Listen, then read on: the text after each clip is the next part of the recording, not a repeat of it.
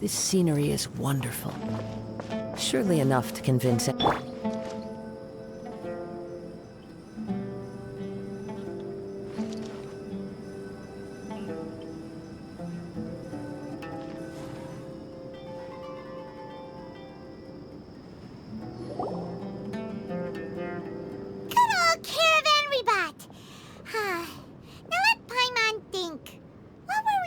The first time we came here.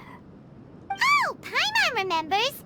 Nahita's consciousness had been trapped by the doctor, but we followed the clues she left behind to help her. So much time has already passed since then, and it seems Sumeru's changing for the better now that Nahita's in charge, right? Paimon just hopes this peace will last a long time, and then Nahita won't have any more new problems to deal with. Yeah, guess you're right.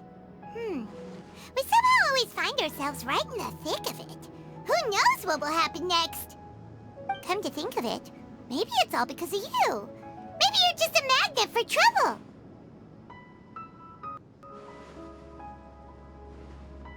Huh? Me?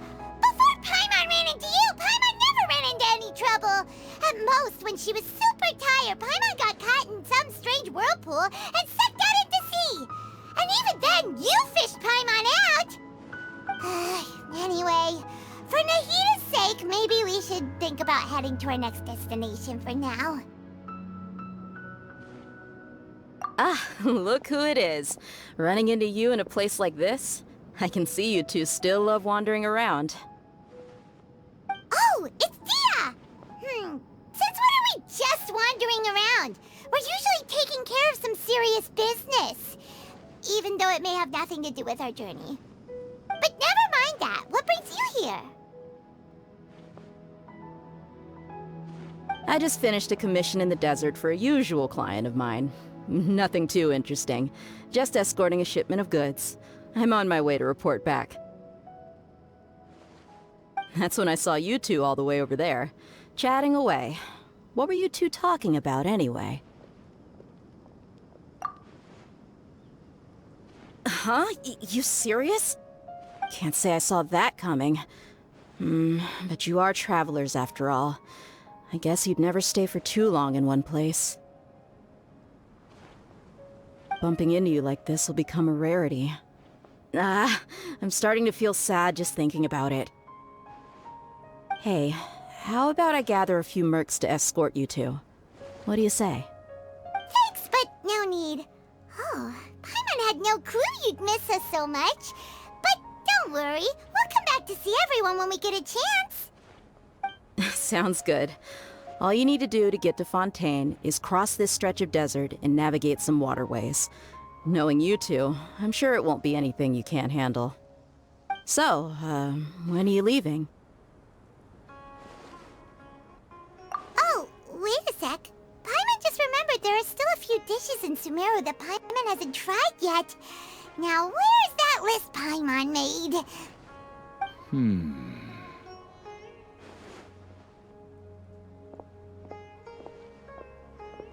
I see. Guess you won't be needing a going-away party or anything. It's sad enough to see you go like this. Though, now that I think about it, Sumeru wouldn't be what it is today without you. Seems True heroes always prefer leaving quietly. By the way, should we go say bye to Nahida? Oh, good point. Then there's no need to bother her in the real world. Then, I guess this is goodbye for now, Traveler in Paimon. Whether as a client or a friend, you're always welcome to come find me. Goodbye, Dia. Bye-bye, Sumeru.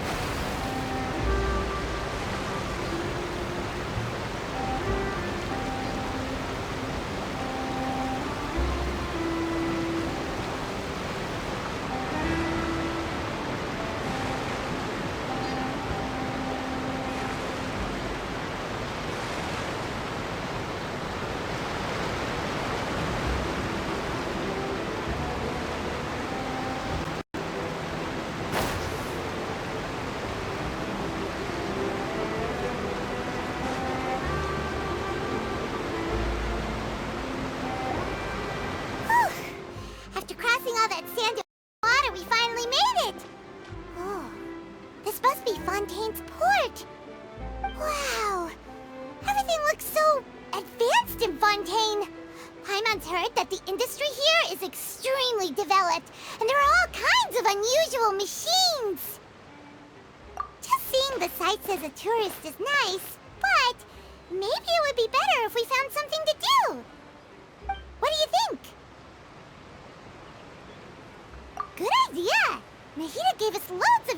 information. Seeking out the Seven is probably still our best source for information at this point. Yeah, the more we can learn, the better. So, what do you think the Hydro Archon's like? Will we get along? Nahida said that she has a very unique personality, whatever that means. To learn about a nation's god, start with the nation's people. There seems to be some locals talking over there. Let's go see if we can join the party.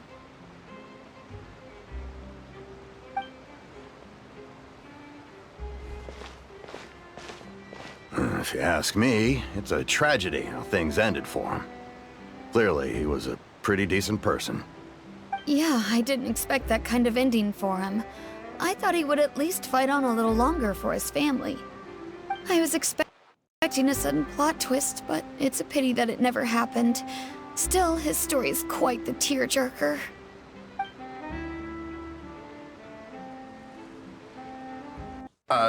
Excuse me. Can I help you too? I couldn't help but notice you standing here listening. Hi. We're travelers new to Fontaine, and we had something we wanted to ask, but you seem to be really busy talking about some kind of play, so we didn't want to interrupt. Play? Oh, no. We're talking about something that really happened. In fact, it's a case that was just heard a few days ago. Really? Like, a real trial? But the way you were talking about it and the words you used just now made it sound like some kind of story. Well, good tales are often based on true stories, aren't they? And what you see in reality may also be someone deliberately putting on an act while harboring ulterior motives. Whether something is true or not simply isn't that important. The main thing is whether the story being acted out on the stage is splendid enough. Oh, but it looks like you're not from around here. You probably don't know that the Fontaine Court of Justice is called the Opera Epiclese, or more commonly known as just the Opera House. But, shouldn't court cases be treated a little more seriously than that? Not to question Fontaine's way of doing things. It's just that putting someone on trial is usually a very serious thing. No worries. Other visitors to Fontaine have wondered the same thing. You could say that we just don't want to waste the moving stories behind those cases. And as for your worries about whether the cases are treated with due reverence, we have the absolutely just and honorable Chief Justice Neuvillette, as well as the Oratrice Mécanique d'Analyse Cardinal, a machine created by the Archon. Between the machine and the Chief Justice, false charges and injustice are a thing of the past now. Oratrice? Is it some kind of machine, too? Oh, Paimon's curious. We should check it out if we get the chance. Wait, Paimon almost forgot to ask you our question. Do you know what we should do if we want to meet the Hydro Archon? Oh, that's easy. Just go to the Opera House. Lady Farina practically lives there. You could definitely say it's her biggest passion. Huh. I think what they mean is that they wish to speak with the Archon personally. In that case, I'm afraid it's going to be a tad more difficult. You'll have to make an appointment well in advance, and it'll depend on whether or not she has any time slots available. Huh. Is the Hydro Archon super busy taking care of official stuff? Wait, didn't you say that she's always at the Opera House? No. Lady Farina seldom takes an interest with the nation's affairs. The reason it's difficult to make an appointment is simply because she's incredibly popular. That's right. After all, she is the Archon. Though she may tend to get a little dramatic from time to time, people can't get enough of her. Huh. First time Paimon's ever heard of an Archon being described that way before. Wait! Paimon gets now! The Hydro Archon is kinda like a big celebrity here, right? Yeah, I suppose you could say that. Perhaps you could even say our mascot. Hang on. This is still Fontaine's Archon you're talking about. You should show some more respect. Yes, you're right. I guess I should at least try to be a little more respectful in front of visitors. Otherwise, I might get arrested and find myself face to face with Monsieur Neuvillette. Come on. Sure, there's a lot of laws here, but nobody's going to be arrested for saying something disrespectful about the Hydro Archon. Alright, I think we get it. Thank you! At least we now know that we can find the Hydro Archon at the Opera House. But who knows how long making an appointment will take? Guess we could have a look around the city in the meantime. Hey! What are you looking over there for?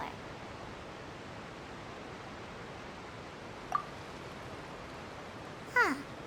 Maybe something's the matter. She isn't going to jump into the water, is she? Maybe we better go check on her.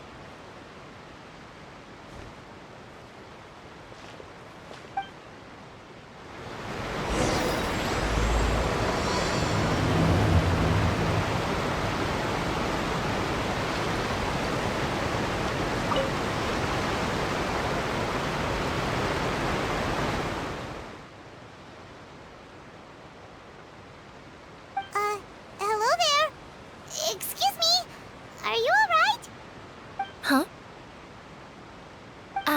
I'm fine. Thanks. Oh, okay then. We just noticed that you seem to be worried about something. About many things, actually. But there's nothing I can do but just keep my troubles to myself. I was just reminiscing about a place my brother and I would play when we were kids. It was just atop that hill over there. See?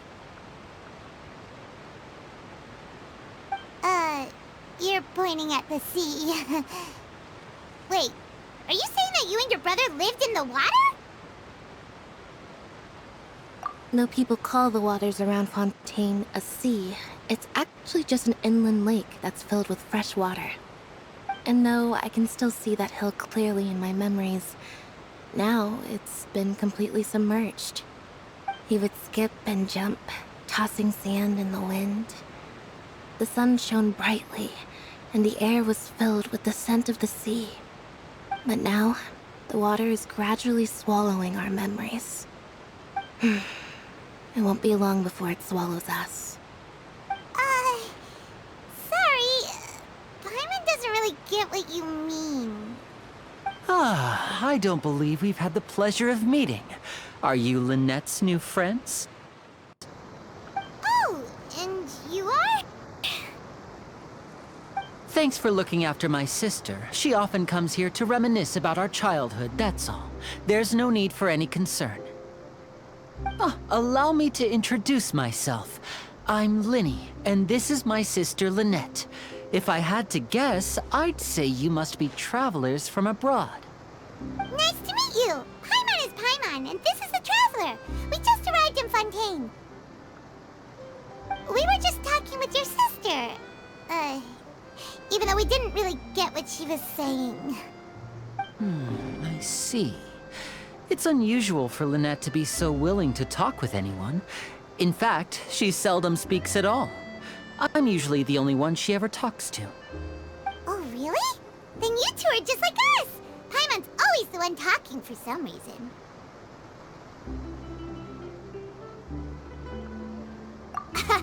So that's how you think it is? I also think my brother can be too talkative at times. Seems you were right, Paimon. We are quite similar. So, what did Lynette mean just now when she said that the water is engulfing your memories, and that it won't be long before it engulfs you too? Oh, that. It's from a prophecy that's been circulating in Fontaine for some time now. Well, I suppose prophecy isn't exactly the right word, because that implies a certain amount of uncertainty. There's no doubt about what's happening in Fontaine now. Where to begin?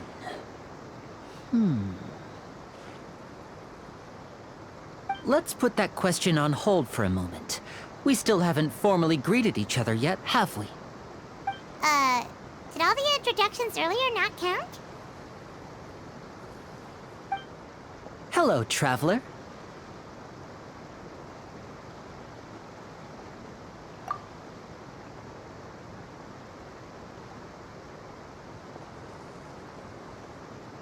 And hello, Paimon. Hey! Why didn't Paimon get a handshake? You're not poking fun at Paimon, are you? Please, don't take offense. Just consider it a sort of etiquette we have here in Fontaine when making new friends. You should remember it. It might prove useful. Oh, all right then. Well, Paimon's just happy to have a local friend now. By the way, we were just getting ready to go to the Opera House to meet the Hydro Archon. Would you be able to show us the way? So you're going to see Lady Farina? No problem at all. In fact, I was planning to go to the Opera House later myself. I'll gladly take you once I finish things here. Please, follow me.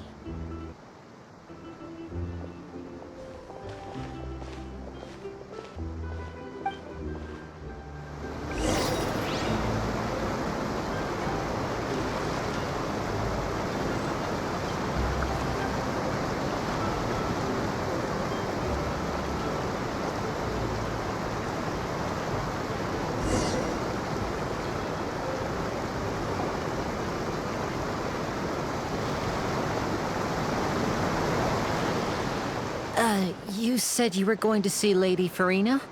Well, it seems Lady Farina has come to see you.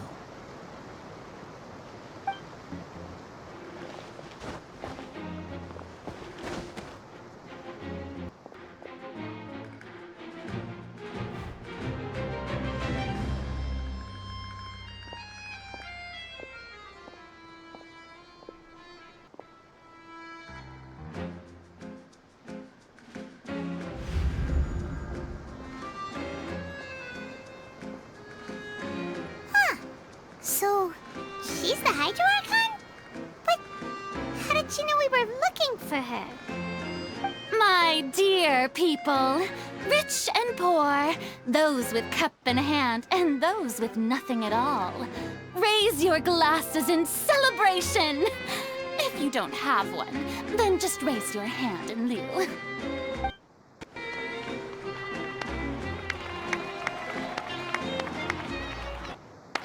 As you can all see, two unfamiliar travelers have arrived in our nation. Come, let us make a toast in honor of this traveler and his companion who have journeyed here from distant lands.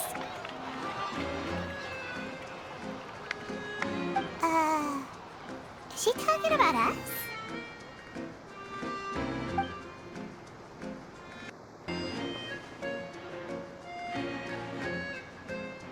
I've long heard of the turmoil and chaos you've left in your wake as you visited other nations.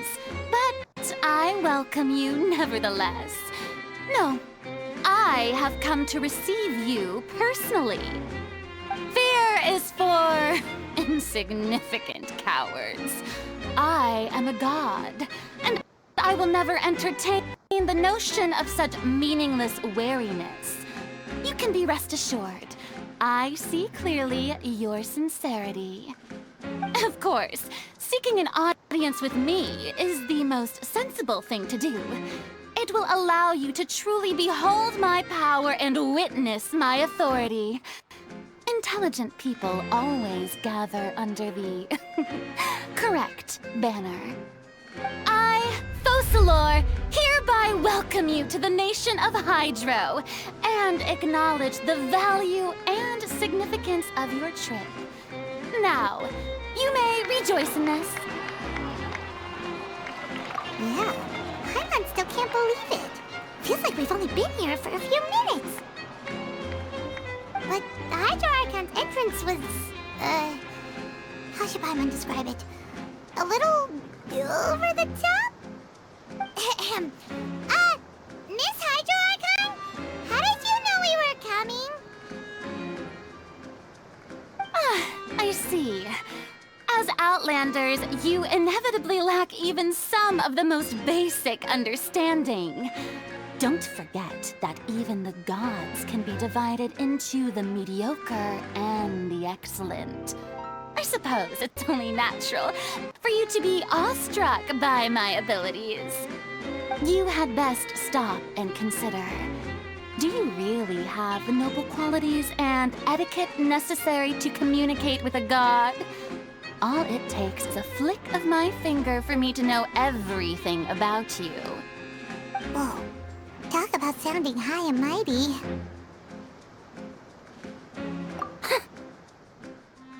Oh? What's with these looks? Perhaps the welcoming ceremony still isn't enough? What else should I say then? Is she waiting for us to start talking? Wow, I didn't expect to see Lady Farina here. What a surprise! Wait, does this mean they're the legendary blonde traveler? How did I not notice before? Hey, what's all the commotion? Oh, is that Lady Farina? Is there some kind of drama going on? Of course. That's the blonde traveler. The one all those stories are about. Lady Farina came here to personally see him. Oh, I bet this is gonna be the duel of the century. Ooh, I've got to see this. I knew Lady Farina would never disappoint.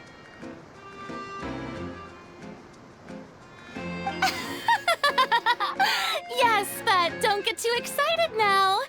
My dear believers and spectators alike tend to get quite rowdy, and despite the noise, I've come to tolerate all their ruckus.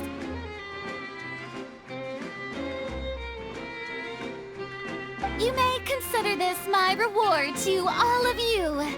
I have determined that there will be an epic duel between myself and this traveler from another land, just as you were hoping to see. Now she wants to fight? Aren't we getting a little ahead of ourselves?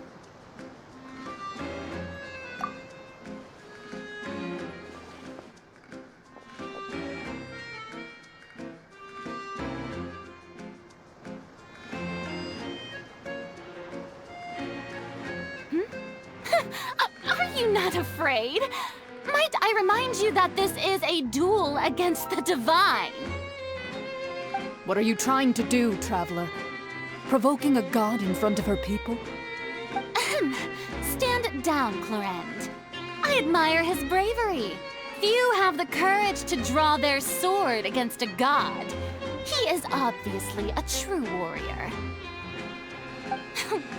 Unfortunately, people nowadays only crave to be thrilled, and a mere duel will not slake their thirst for excitement. Huh. Yeah, she's right. Just a duel wouldn't be all that interesting. On Araneus, criminals are always requesting duels to defend their honor. I'm getting a bit old, to tell the truth. You see. Then, as the god of justice, I shall face this traveler in another kind of duel. A duel in court! All right! Now that'll be worth seeing! Right. This is Fontaine, after all. Such a grand opera house, it would be a pity not to use it. Why do you care so much about the crowd's reactions? Seems you've spent a little too much time in the opera house. Besides, how exactly do you plan to have a duel in court? You mean you're going to put us on trial?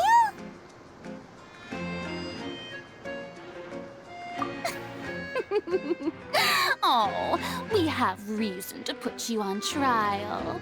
It's obvious, isn't it? According to Fontaine law, no one is permitted to release any flying objects within Fontaine city limits during the first 3 days of each month. You are clearly guilty of violating this law, no? Oh, so that's what they've done wrong. That's our Lady Farina. No one knows the laws of Fontaine like she does. You call that obvious? What kind of law is that?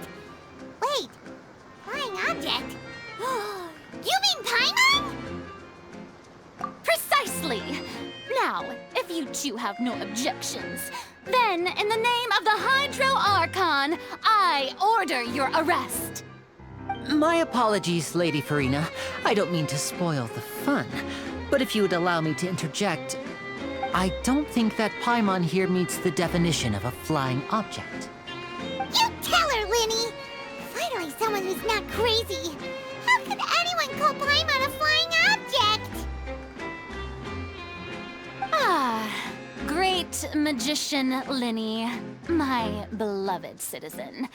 I'll permit you to object, but how exactly do you plan to prove your claim? As a magician who just rained on your parade, I naturally should shoulder the responsibility of saving the show. So, with such an audience gathered here, allow me to perform a trick for everyone.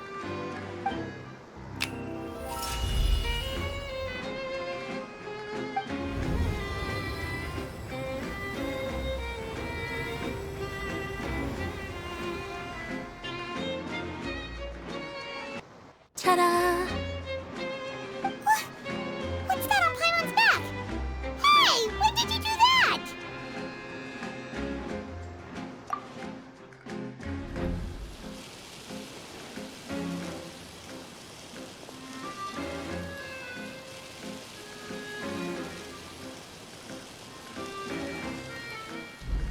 There. As you can all clearly see, Paimon should be classified as, well, something like a balloon. This rope has been in the Traveler's hand all along. It was just that no one could see it before. Huh? You call that magic? You've got to be joking.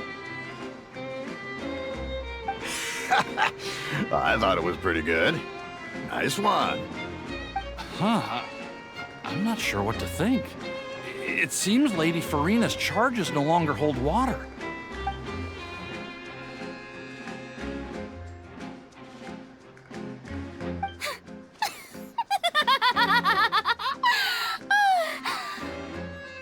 Amusing. Very amusing, Linny. Just the sort of unexpected twist that I enjoy. With you here, today's performance can finally be called complete. Performance? You see all this as a performance? In which case, consider the matter of your trial resolved. The god of justice will not bring charges against an innocent person.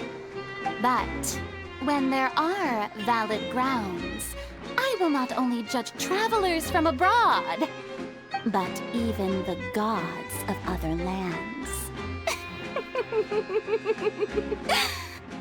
I look forward to seeing your upcoming performance at the Opera House, Mr. Linny and Miss Lynette. That's enough for now. Toodaloo!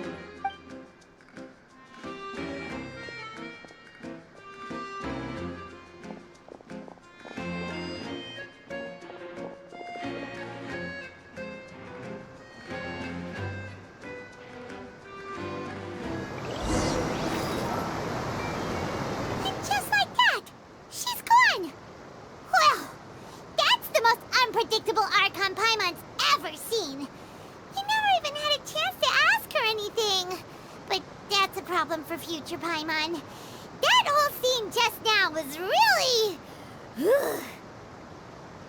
Don't mention it. I just happened to remember that there was such a law, so I did a little preparation, just in case. I didn't think it would actually come in handy. So, now do you see what kind of god Lady Farina is? She can be a bit confusing at times, but she is still amenable to reason. Anyway, Paimon had no idea you were a magician, Linny. It sounded like you'll be performing at the Opera House, right? I just know a few simple tricks I use to make a living. Lynette is my assistant.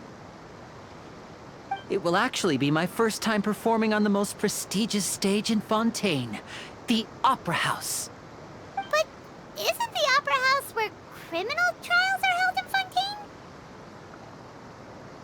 When there are no public trials being held, the Opera House hosts a variety of other performances. To the people of Fontaine, the line between a trial and a performance can be a little blurred. And speaking of performances, I would be remiss to forego this opportunity gifted by fate. Might I invite the two of you to see my performance? My brother's always excited to make new friends. Oh, sure. We don't really have anything to do now, and we wanted to go to the Opera House anyway. Splendid. In that case, why don't we go together? I'll show you the way. I just have something to take care of first. You really mean it? Then I'll take you up on your offer. This is a magical item known as a magic pocket. Perhaps you can help me distribute them to the people here.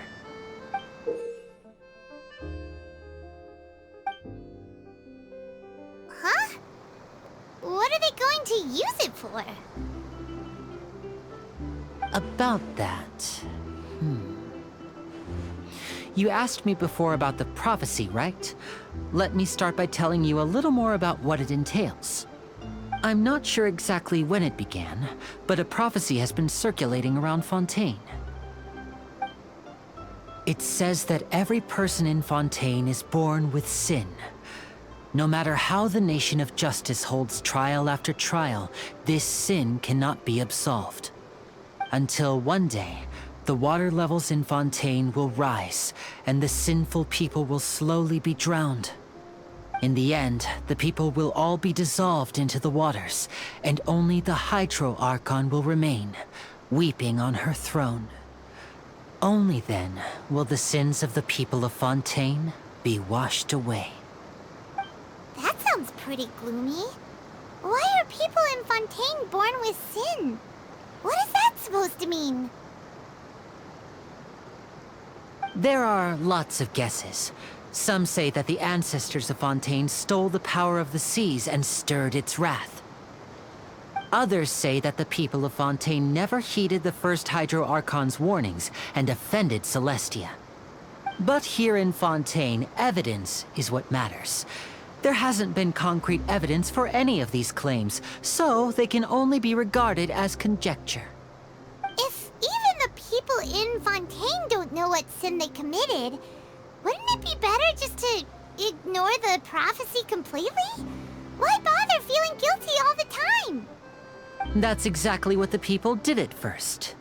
But in the last few years, the water levels in Fontaine have actually started rising. Many places have already been completely submerged, and now lie beneath the sea. Many people carry on with their lives as before and shrug it off as a natural phenomenon. But my family and I think that the people of Fontaine shouldn't ignore the possibility, which would end up sentencing them to death. We hope that at least the people who reside near the waterfront can move away before it's too late. So, we've started distributing magic pockets to them. As a magical item, these magic pockets have astonishing capacity. I'm sure they will come in handy when people are moving their belongings. Oh, Paimon gets it! It's like preparing for a rainy day! But this is more than a bit of rain.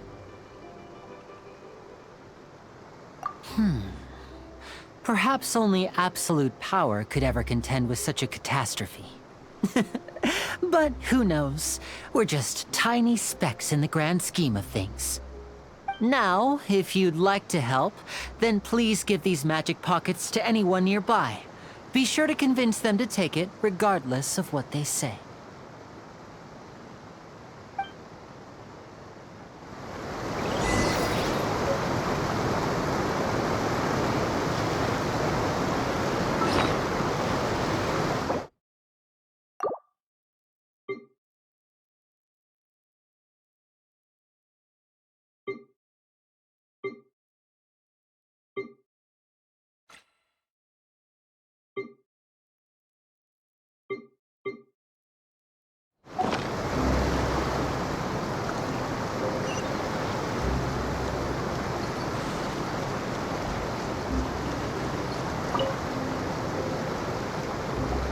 What's this? So you also believe in the prophecy. Keep it. I won't have any use for it. What? You mean you don't believe in the prophecy? No, I believe in the prophecy. But I also believe in another story. The story says that people once lived in the ocean. They were one with the ocean and couldn't live apart from it. But as time wore on, people desired to live on land and developed blood vessels, encapsulating the sea within their bodies. Thus could people set foot on land. So, if you ask me, when the water rises and takes us all, it'll be like we're going home. Oh, we hadn't heard that one before. But people can't live underwater. They'll die. You should probably still take it. All right, I'll take it. I guess I just feel that being dissolved into the water doesn't necessarily mean death.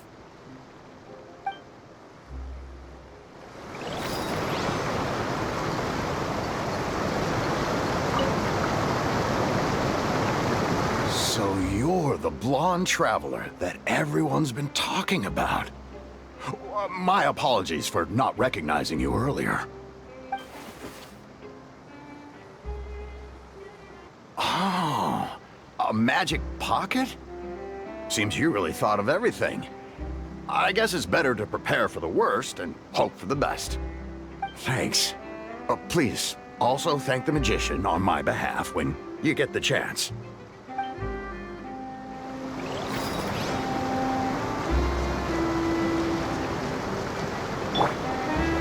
The wind knows me.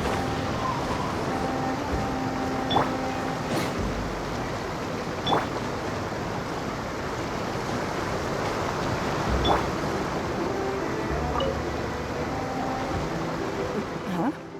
I don't want that thing. Way I see it, if the prophecy's true, it's still gonna be a long time before the water can cover everything. Life is all about living in the moment. What use is there in worrying about the future all the time? We'll cross that bridge when we get to it. You should still take it. You never know when it'll come in handy. Oh, all right, fine. Thanks.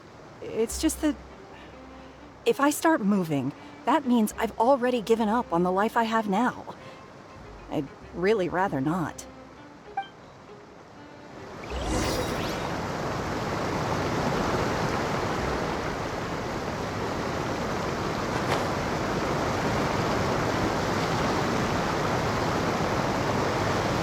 Oh? You already handed out all of the magic pockets? That was fast. So, what did people have to say? I bet you heard some, interesting opinions. Yes, but that will change once disaster strikes. I know they'll change their minds, so it's only right to help them prepare. Is there anything else you need to do before we leave? Yes, one last thing. I have the magic pockets made by a workshop in the court of Fontaine. Since we're out and about, I was thinking about bringing him some more materials. So, you want to collect materials? Just tell us what the materials look like and we'll help. Many hands make light work. Oh, that would be much appreciated. We'll need some romaritime flowers. I remember seeing them near the waterfront on the east side of the harbor.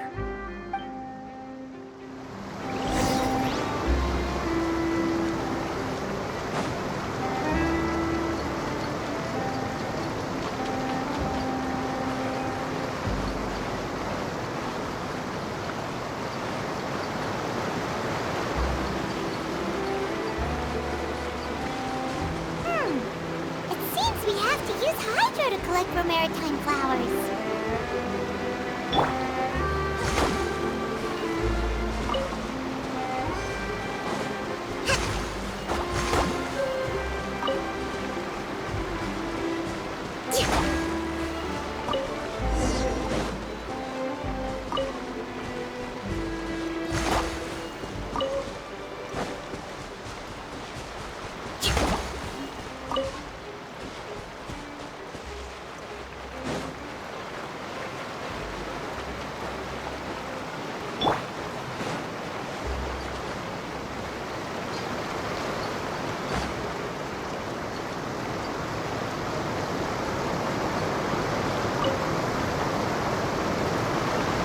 You made quick work of that. I can tell you're an experienced traveler.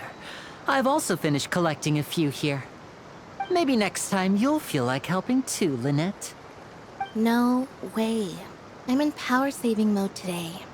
Otherwise, I fear I may not have any energy left for the performance at the Opera House. Fine. Though the performance is still a long way off. Now that we're finished here, we should get ready to head back to the court of Fontaine. So, we're going to the court of Fontaine before we head to the Opera House? Good. Paimon wants a tour of Fontaine's largest city and try...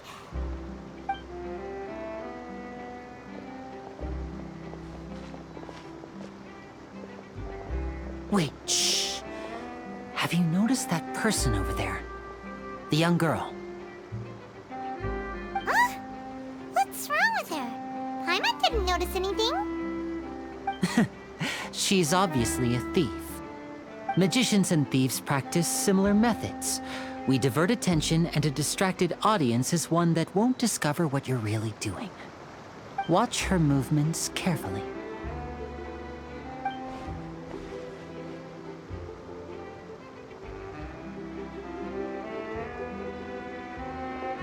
Oh, he's right! Shh, keep your voice down. We need to think of a way to catch her, but it seems she's very alert. Perhaps we should split up. You two can ride the lift over there and wait up top. I bet that'll be her escape route if she tries to run. All right, let's go.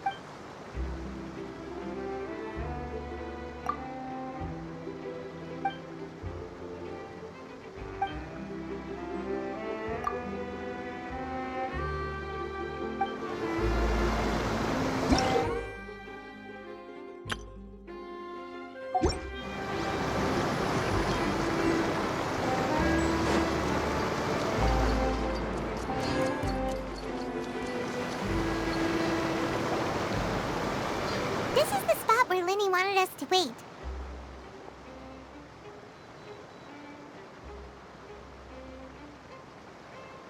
Oh, look! Isn't that her?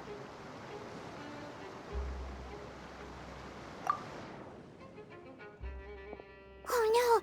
Did she notice us? She started running the other direction! What should we do? Should we chase her?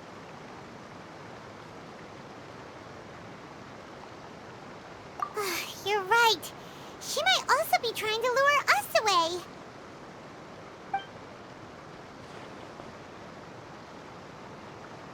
Nothing's happened for a while now. Paimon wonders if Lenny caught the thief. Yeah, let's go.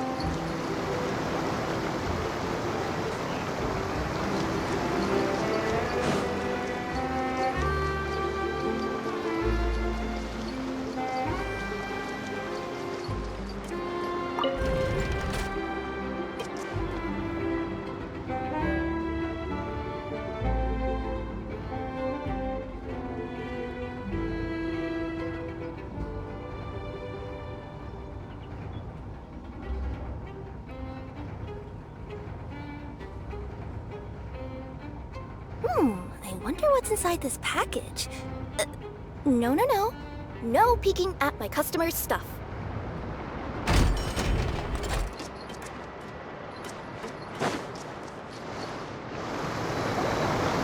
Are you sure that's all she took? You should check to make sure you're not missing anything else. No, that was all. Oh, I can't thank you enough. I didn't notice a thing earlier. Anyway, I should be going now. Thanks again. Oh, were you returning what the thief had stolen? That's right. Pity I wasn't able to catch her. She distracted me by dropping the thing she stole on the ground. By the time I looked back, she was already gone. I saw the general direction she went, but Lenny twisted his ankle, and I needed to make sure he was okay. Oh, did you get hurt, Lenny?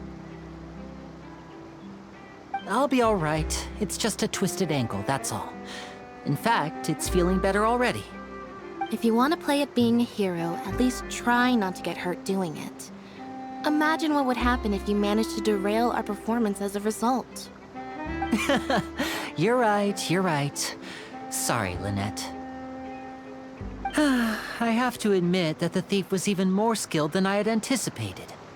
But at least we were able to get the stolen items back, so it wasn't a complete failure. What a slippery little thief! Guess things turned out alright in the end, though. Lenny's initiative paid off! All right, let's put this little detour behind us. We should go to the court of Fontaine now.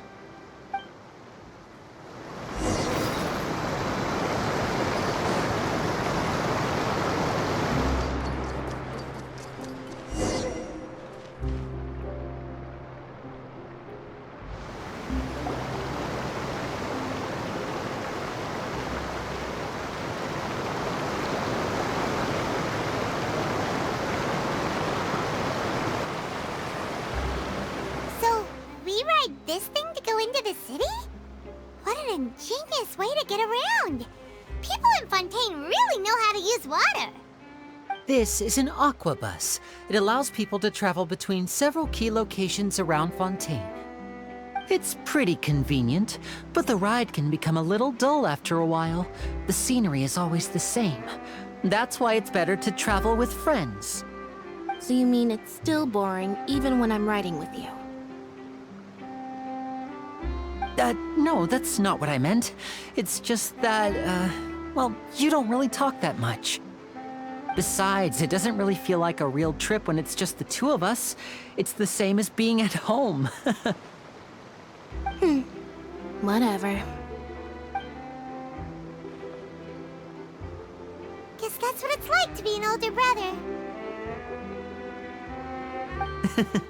It's about time for us to leave. Let's get on board.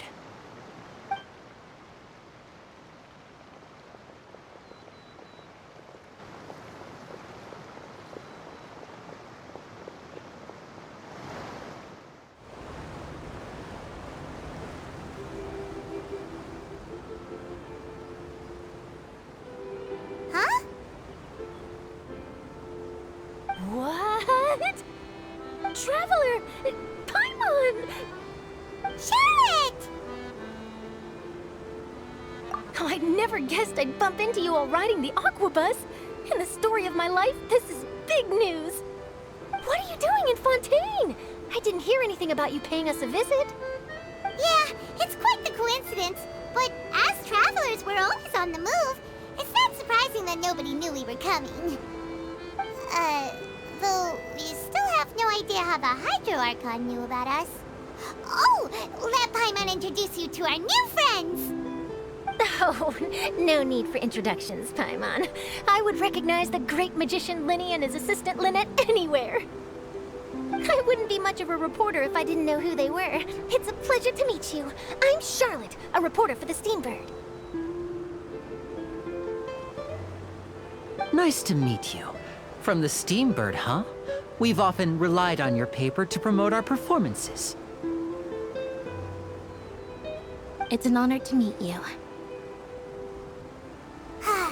Now that everyone knows each other, Fontaine suddenly doesn't feel like such an unfamiliar place. So, what have you been up to lately, Charlotte? Any big news? Not too much. When there isn't any breaking news, I mainly cover the trials at the Opera House.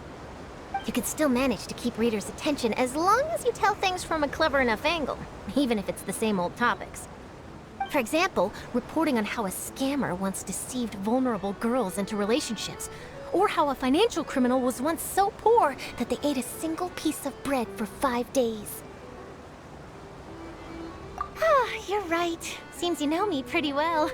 What I'm really after is exclusive, sensational news pieces that could shake the country. These smaller stories are a waste of my talents. Oh, I just remembered. I've been following a case lately. Well, a series of cases, actually. You mean the serial disappearances of young women case? That's right! These stories are the talk of the town right now, and it's probably the most mysterious case we've ever seen. If I'm the first with a draft ready to publish when the case is finally cracked, and it's the headline story in the Steambird, oh, when that happens, I bet all the other reporters will shed tears of envy. I've already gathered all kinds of materials. I just can't wait for the truth to be revealed. So, what is the serial disappearances of young women case? You mean the culprit hasn't been found? That's right. The first missing girl case happened almost 20 years ago. And ever since, after a period of time, another girl disappears. What the cases have in common is that the girls are all of a similar age, and that they've all vanished without a trace. But the scariest part is that to this day, none of the girls have ever been found. Many suspects have been arrested over the years in connection with this case, but shortly after each arrest, another disappearance would always happen. Yes, it's possible. But either way, I believe that every case has some precise truth behind it, waiting to be exposed. Yes, I agree. And at the very least, the family of those missing girls deserves some sort of explanation. I just imagined for a second what I would do if Lynette were to suddenly disappear. I'd pay any price to get her back, and then find a way to track down the culprit. Please don't imagine that, Lenny.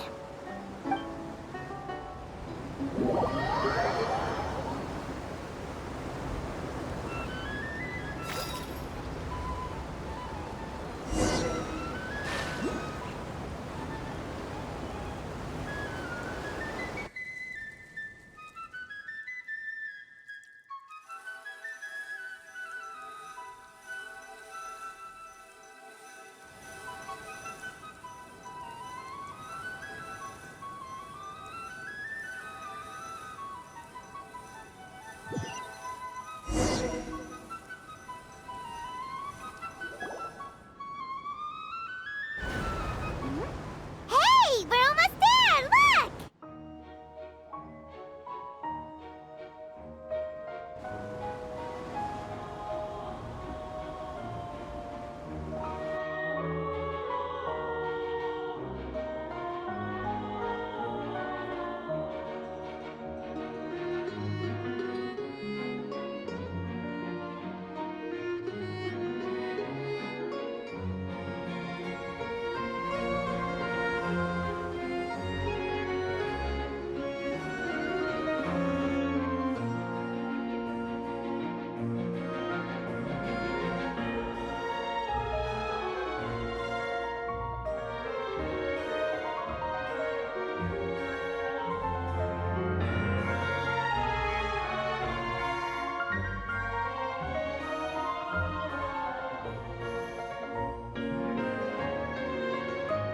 Well, I really enjoyed chatting with you. Life should be full of pleasant little surprises like this. Yeah, us as well. The ride went by too quickly. Ah, I have an interview to get to. I should get going before I'm late. Okay, Paimon hopes we can chat again soon, Charlotte. See ya! Bye now. Oh, be sure to stop by and see me at the Steambird when you have time. What a tough job. Always running around and interviewing everyone. Well, where should we go now? If you don't mind, how about we stop by my home first? Besides, I still have all the materials we collected. Sure, we wouldn't mind at all. This city is so huge, Paimon wouldn't know where to start anyway.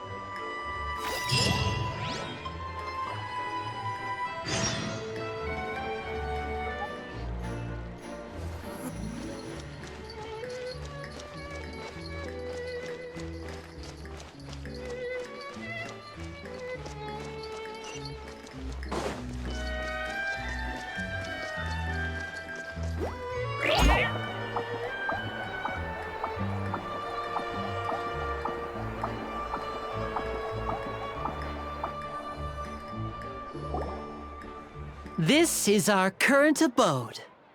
Ah, Fremine, you're home. Where did everyone else go? I have some new friends that I would like to introduce. Oh, they all just went out a moment ago.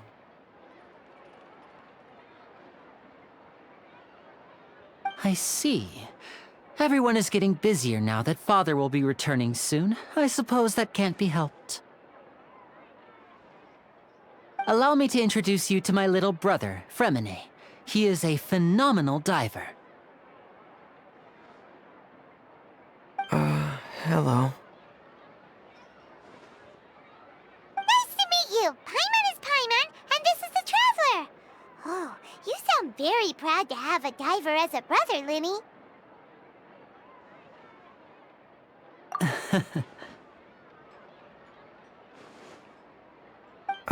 Linny, could you come here for a moment?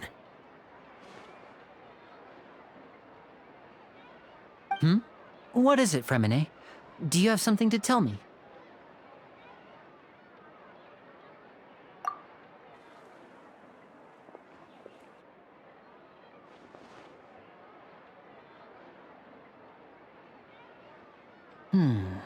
Okay, I see. Is everything all right? Oh, it's nothing. We were just discussing a little housework. Sorry for the interruption.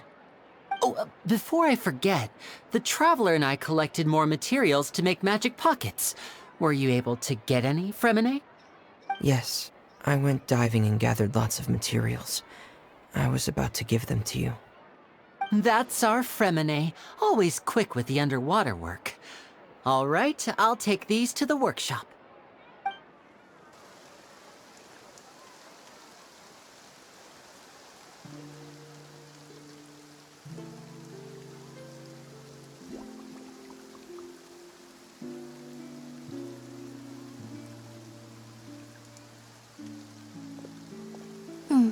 Looks like rain. Oh, you're right. But wasn't it clear and sunny just a moment ago? Fontaine's weather sure is weird. I'm afraid that's just how it is here. It often rains on days where there are trials being held in the Opera House, but don't worry, it'll clear up soon enough. What's wrong, Fremine? There's a legend about the rain that I tend to believe. It's said that a dragon of water once resided in Fontaine. Though we don't know where the dragon went, every time it weeps, the skies will cloud up and pour out rain. When I was a child, my mother told me that if I wanted to go outside and play, I should yell toward the sky at the top of my lungs. Hydro Dragon! Hydro Dragon! Don't cry! If it's an elemental dragon, then having the power to make it rain wouldn't be very unusual. usual. Let Paimon try something. Hydro Dragon! Hydro Dragon! Don't cry!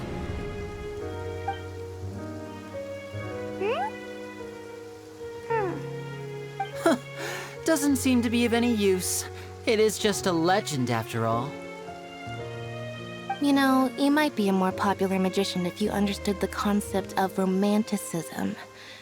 Or could at least play along. Sorry. It might be because we've never met the Hydro Dragon. Perhaps it can't be comforted by the words of strangers.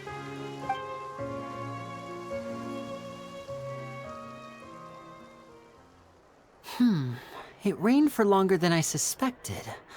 Oh, it's already getting late. Was there something you needed to do, Linny? Yeah, some preparations for the show at the Opera House. I need to find a way to catch the last aqua bus of the day.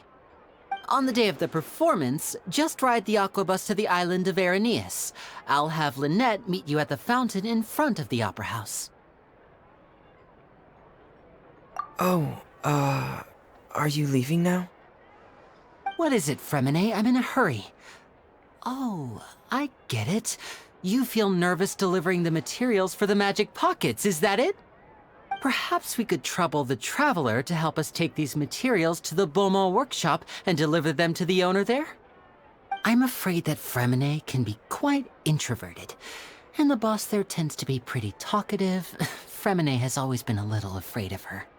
No trouble at all! Don't worry, we're on the case! Sorry for the inconvenience. I'm quite useless when it comes to such tasks. I'll think of a way to make it up to you.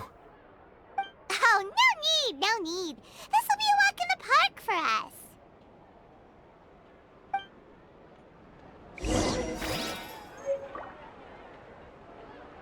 us! Thanks again, you two. I really can't deal with that lady.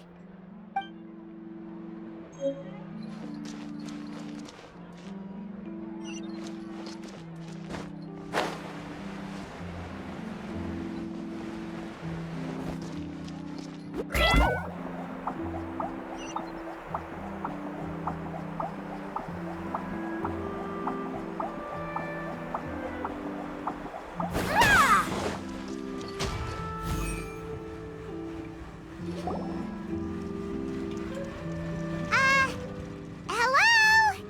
Is there anyone here? Oh, hello there. New customers? Looking to buy, or do you need something made? Or perhaps you're just looking for a chat with me. Oh no, we're just here to deliver some materials. Here they are. They're for making... what were they called again? Ah, these must be for magic pockets. I could tell right away. I've already made several orders worth now.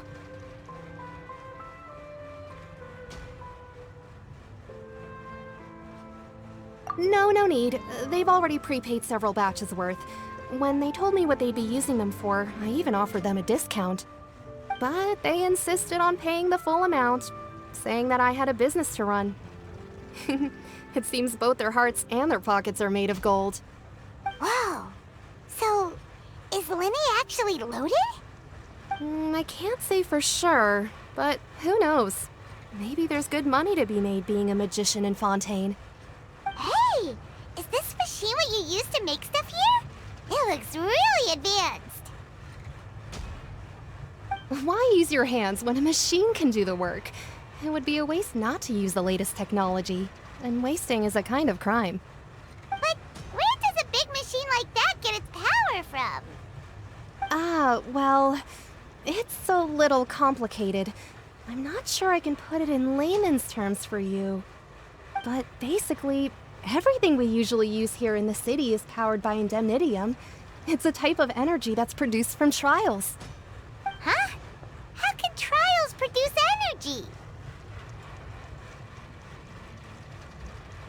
Well, I'm not completely sure of all the details myself, but basically, when a trial is in session, the Oratrice Mécanique d'Analyse Cardinale harvests people's belief in justice and converts it into energy to be used all around Fontaine.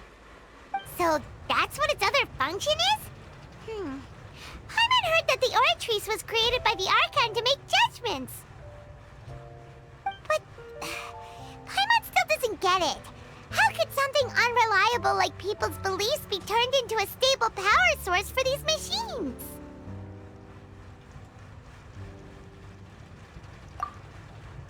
Oh, yeah! So that means the Hydro Archon relies on the machine to take the energy created by belief and turn it into power for all of Fontaine, right? Even though I've never heard anyone really put it that way before, it sounds like it makes sense. Besides indemnitium, we have another type of energy called pneumosia. It isn't produced by the power of the Archon, but it is unstable by nature. Even now, it still cannot be widely used by civilians. I thought I'd find you hard at work, but here you are chatting the day away. Since you're already talking, I'm sure you wouldn't mind a few words with me. You again? Didn't I already promise you that I'd have the more I owe to Confrérie of Cabriere by next month?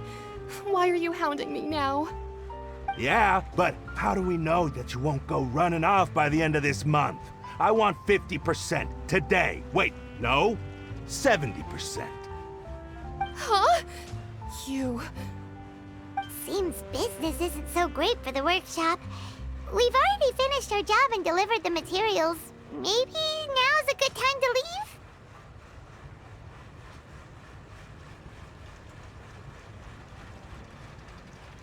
Hey, hold on! Before you go around trying to collect payments, why don't you settle your own debts first? If Confrérie of Cabriere wants to poach clients from Northland Bank, that's fine. But I'm afraid you still owe the bank a hefty sum of mora. So why don't we work things out between us first, before you get back to your little conversation here? You're from Northland Bank. But we said we'll pay everything we owe next month. Why are you hounding me now? Traveler, Paimon! I didn't think I'd run into you here in Fontaine. What are the chances? We're surprised to see you too! What are you doing here in Fontaine? You didn't want to stay in Snezhnaya?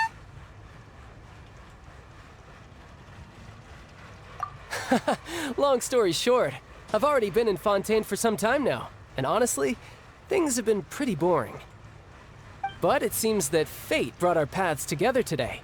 Not only will I have some good friends here now, but ones who always seem to find trouble.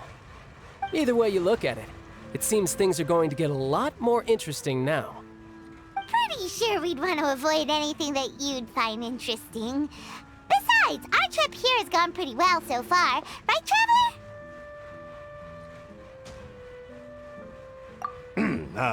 Hey, you, Northland Bank boy. Aren't you forgetting something? Don't interrupt. It's not often I run into the Traveler like this. Why don't you wait for me over there for a while? You kidding? Aren't you the one looking for us? You really expect us to sit and twiddle our thumbs while you catch up with your friends? Listen to me, boy. If you want your mora, fine. Why don't you come and take it? Hey, I just said not to interrupt. Oh, by the way, Traveler, the last time I took Tonya and Tusser ice fishing, Tusser said... Hey! That's way over the line! All right, boys, let's see who has to pay up now! Can you at least let me finish one sentence? Fine. Though the bank told me not to get rough with our clients. You're the ones who started it. This is an act of self-defense. You two will have to be my witnesses, okay? I'm sure this won't take long.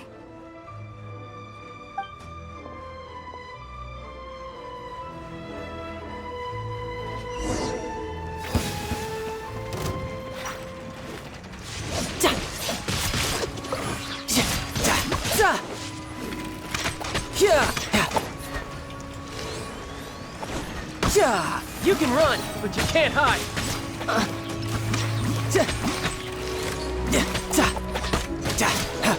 No time to lose.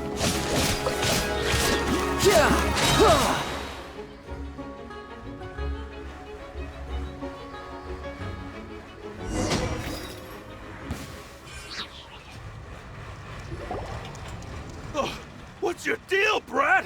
How are you so strong if you're just a staffer from Snezhnaya's Northland Bank? Wait, don't tell me you're... Oh, now you notice. It's a little late, don't you think? Just make sure you understand that you don't mess with Northland Bank. Got it?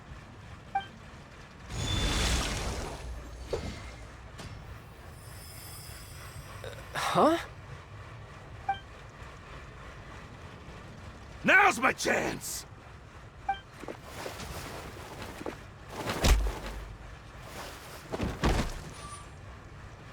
Huh. That was weird.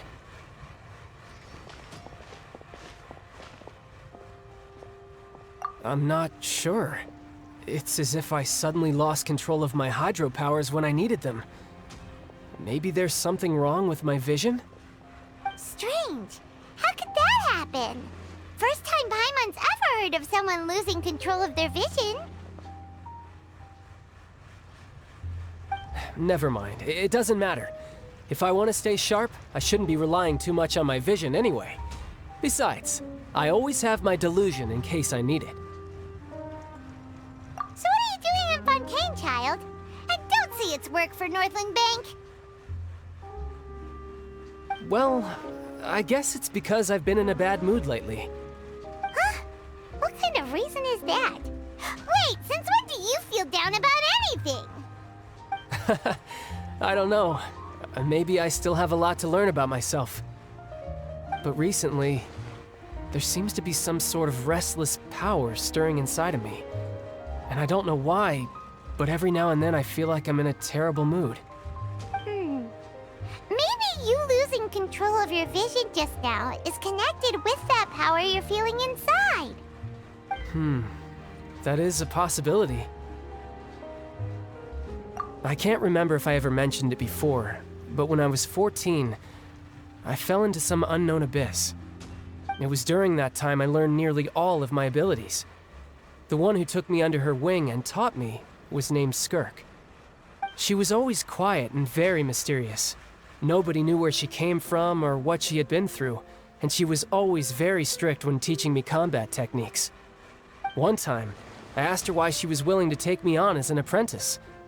From what I could make of her answer, it was because I had awakened it, and traces of it remained on me. She said that all my combat training would be useful in the future. But what is it? What did you awaken? She never explained that, but my guess is that it's related to a dream I saw when I had just fallen into that abyss. In my dream, I was in the deepest depths of the sea, and the boundless seabed was all around me. But in front of me appeared a whale that was so massive, I felt like I couldn't breathe. A whale? Oh, that sounds familiar! When we fought against you before, you summoned a huge whale that seemed to leap at us. Is that the one? That's just an abstract form of a whale that I create using my elemental powers. It takes that shape because the scene I dreamt of the whale has always been stuck in my mind. I'll never forget it. So you used the whale as inspiration for one of your moves?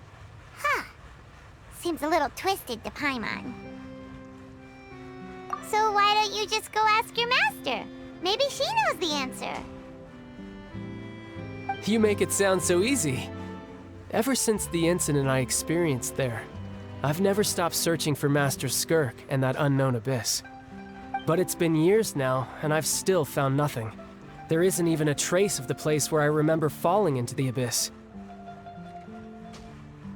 Oh, it sounds like some kind of ghost story. Yeah, I'm out of leads at this point, but there's nothing more I can do. It seems that strange encounters in this world tend to be elusive like that. Oh, seems the time really flies when I'm talking with you. I just remembered I have somewhere else I need to be, so I should get going. What? More work for the Northland Bank? No, it's more of a personal appointment. Lately, I've been sparring with some of Fontaine's official champion duelists whenever I'm feeling bored. Official champion duelists? You mean it's their job to duel? Yep, In Fontaine, before a criminal goes to court, they're given one chance to defend their honor by requesting a duel with an official champion duelist. The champion duelists are all-powerful fighters selected from among the nation's best, and the duel itself is a no-holds-barred fight with no specified stopping point. So engaging in such a duel is regarded as a symbol of defending your honor. If a criminal manages to win the duel, they'll be acquitted. But if they lose, they'll have no choice but to stand trial. And the worst-case scenario is that you're simply killed in the duel. Though it's rumored that Fontaine has a death penalty, from what I can tell, no one has ever been officially sentenced to death. So really, the only people who opt to duel are those who have suffered a grave injustice in being accused, or those who greatly value their honor. Otherwise, why gamble with your life? So, do many people actually get out of their trials by winning the duel? Apparently, it's exceedingly rare for anyone to actually win. Fontaine probably enacted this system as a way to show that the nation respects the honor of its citizens. Besides, none of the champion duelists are to be trifled with, which is exactly why I was itching to face them as soon as I got to Fontaine. Apparently, the one I'm meeting today, Clorinde, is the strongest of the champion duelists. I had been asking her for some time before she finally agreed to face me today. Well, that's child for ya. Paimon feels like we heard that name somewhere before. Clorinde. Huh. Oh, before I forget, I want you to have this. Huh? Your vision? You're seriously just giving it away? I'm just worried that it could become uncontrollable again. I'd be pretty upset if it got in the way of my duel, so I think I'll be better off without it for now. Besides, I just need you to hold on to it for a short while. I'll come retrieve it when I have some time later. Paimon knows what you're up to. You just want an excuse to come talk to us again, don't you? Whatever gave you that idea? I'll be in touch later.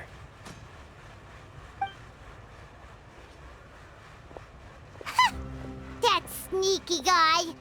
He said he's been feeling down lately, but he seemed the same as ever to Paimon. Well, since we don't have much to do for now, we might as well walk around and see the city before Lenny's performance.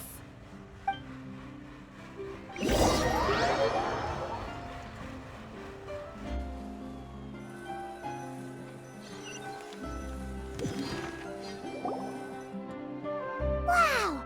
Who could have seen that coming? The reporter who was barely around for most of the story was the murderer all along! Sorry. Paimon was just surprised, that's all. Whew. Paimon never saw that twist coming. The murder mystery novels here are amazing! The whodunits here in Fontaine are a lot different than the light novels you see from Yai Publishing House. Both have their merits, but Paimon thinks this style of novels are more, well, novel. It's so exciting to reach the moment when the mystery is uncovered, especially in the one Paimon was just reading. You should buy a copy and read it too. Oh, sorry about that. Paimon will be more careful next time. Hey, shouldn't we be heading to the Opera House to see Linny's performance soon? It's almost time for the show to start, so we should get going. Linny's end of the Opera House is on Aranias, so let's go ride the Aqua Bus!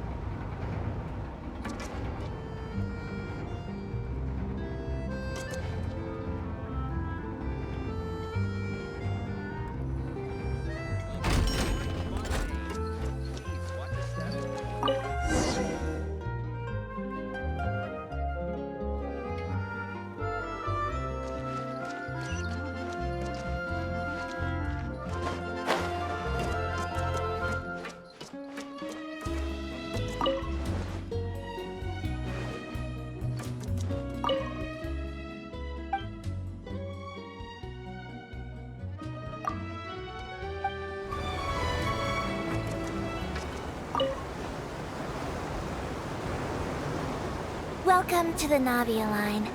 I am Elfan. The boat will be departing imminently. Please do not stick your head, hands, or other body parts outside the boat. The Aquabus operator is not responsible for any accidents or injuries resulting from doing so. Also, please remember to buy the Steambird, though I don't read it myself. The destination of the current tour is Erinias. Points of interest worth visiting include the Fountain of Lucine and the Opera Epiclese. If you look to the left in the direction we are currently traveling, you will see the famous Fontaine Research Institute up in the sky. An experiment gone wrong turned a new sightseeing opportunity. Human ingenuity truly is a wondrous thing.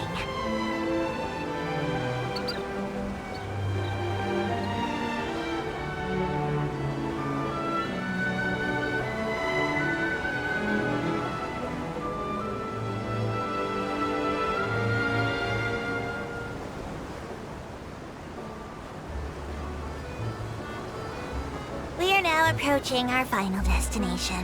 Please be sure to bring all your personal belongings with you as you disembark. Even though I will take any forgotten items to the lost and found, the paperwork is rather annoying, as Melusine hands are not suitable for grasping pens. Please be careful when disembarking. It has been my honor to be your tour guide this trip. Thank you.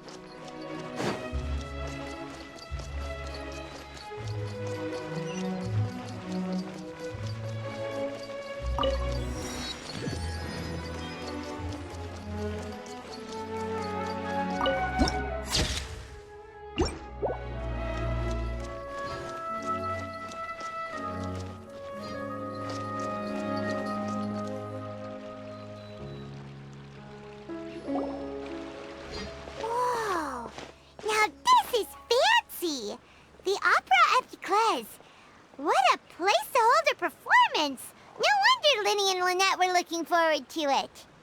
Huh. Looks like there's a lot of people standing around the fountain up ahead. Oh, Archon, please bless us with a bright and healthy child. We pray. I don't know why you always feel the need to ask so much. I'll be happy as long as our child is healthy and lives a peaceful life. I guess if they're our kid, then there's no doubt they'll turn out smart. Maybe this is one of the customs in Fontaine. There sure are a lot of couples here. Vache. What's wrong? Vache. Vache.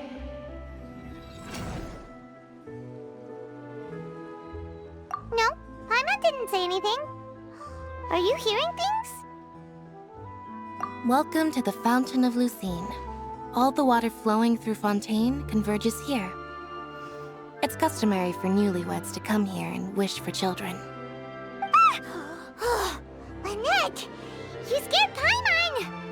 When did you get here? Lenny asked me to wait here for you, remember? Right. What do you mean? There are a lot of people here right now. Hey, you're not trying to scare Paimon, are you? Besides, it's the middle of the day. It's not the time for eerie things. I see. I might be able to tell you something that could help explain the voice you heard. In fact, you might not be imagining things at all. I suspect that what you heard is a result of your hypersensitivity to the hydro element. Others in my family have had similar experiences. It's because of his sensitivity to the hydro element? But what would hearing a voice have to do with elemental power? When do you cry, Paimon?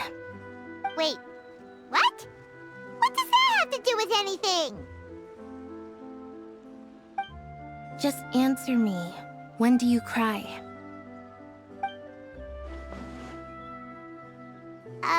When Paimon's really sad? Oh, and when Paimon's super happy. Oh, and also when Paimon's really, really scared.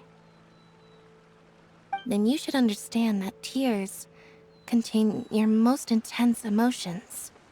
Like I just mentioned, the Fountain of Lucine is where all the flowing water in Fontaine converges. Even the tears that fall to the ground will eventually gather here. So maybe what you heard was the intense emotion coming from someone's tears. So, what did the voice say? Huh. If you were hearing their emotions, then Paimon wonders what happened to them. Rather than worrying about them, we should worry about my brother first. Don't let that calm look of his fool you. He tends to get pretty nervous just before a performance. So chatting with Linny might help him relax a little before he goes on stage. Oh, right. That makes sense. Let's go in and see Linny.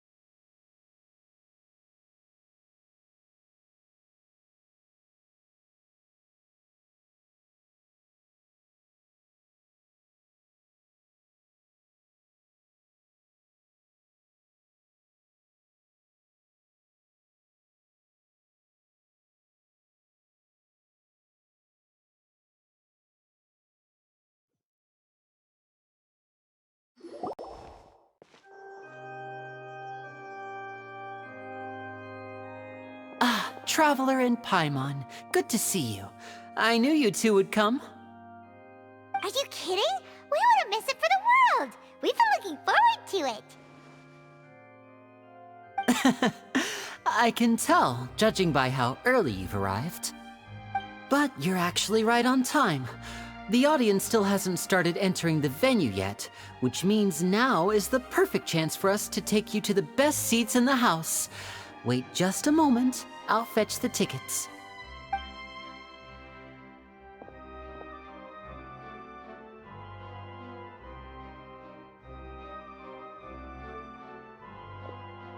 The Opera House has assigned seating, so you always have to make reservations. I've already reserved your seats, and here are your tickets.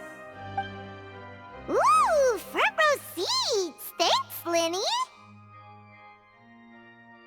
Don't mention it. There's no need to keep thanking me. Hey, Linny! Could you come over here and take a look at this?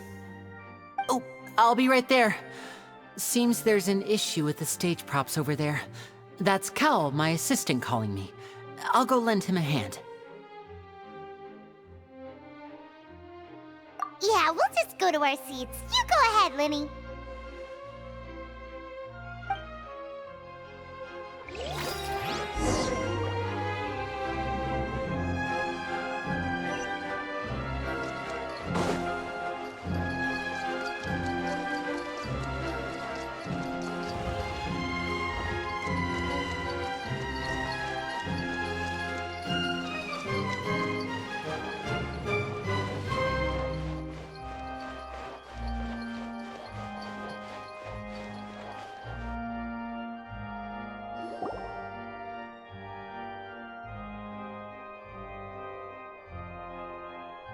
Oh, these should be our seats. Come on, let's sit down.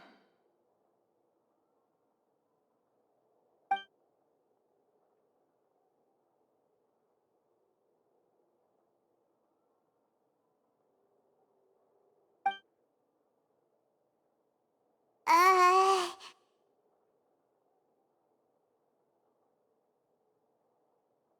Uh...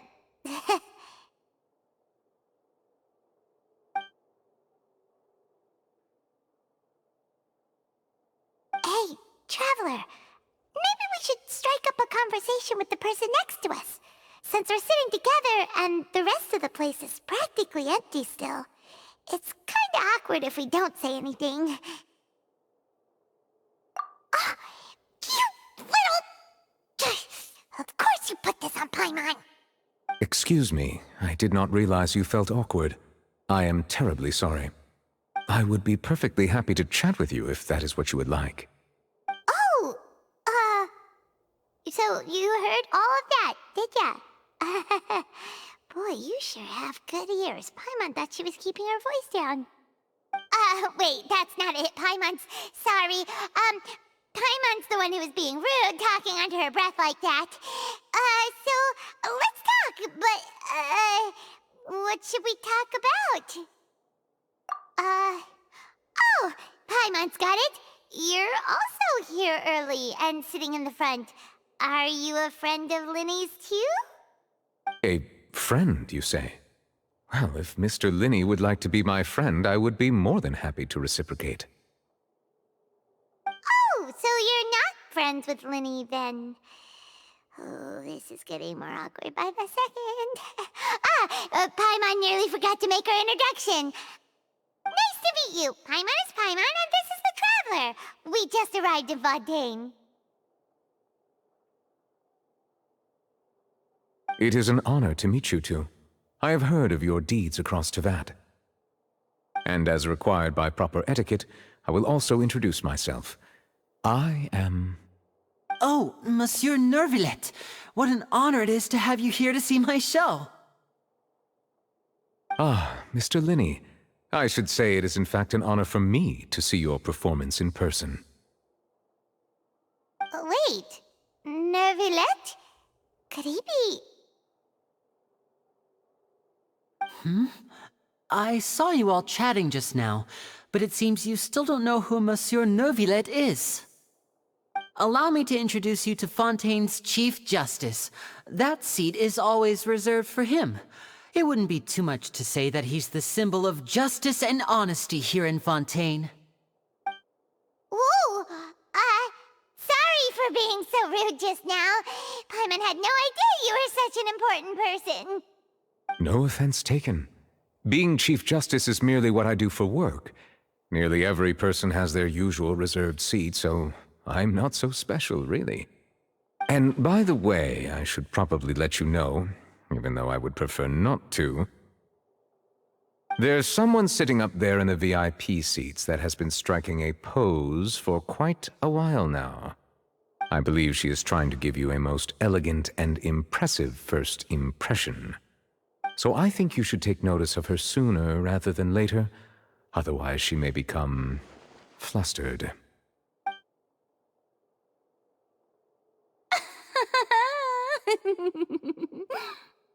Huh? Oh, it's Farina, the Hydro Archon. Huh.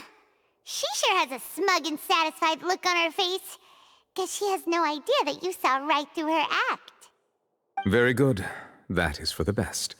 No need to pay her any more attention. We may now enjoy the show. Huh? So is this what things are like between the Chief Justice and the Hydro Archon? All right, please wait just a moment longer. I've pretty much finished my preparations, and the performance will start as soon as the audience has made their way to their seats. Yay! The show's finally about to start! Paimon can hardly wait! Paimon's never seen a real live magic show before!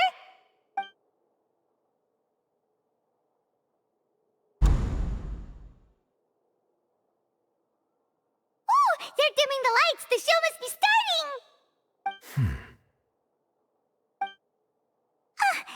Sorry. Paimon will try to stay quiet. Welcome, one and all, to the Opera Epiclese. I am the star of today's show, Linny.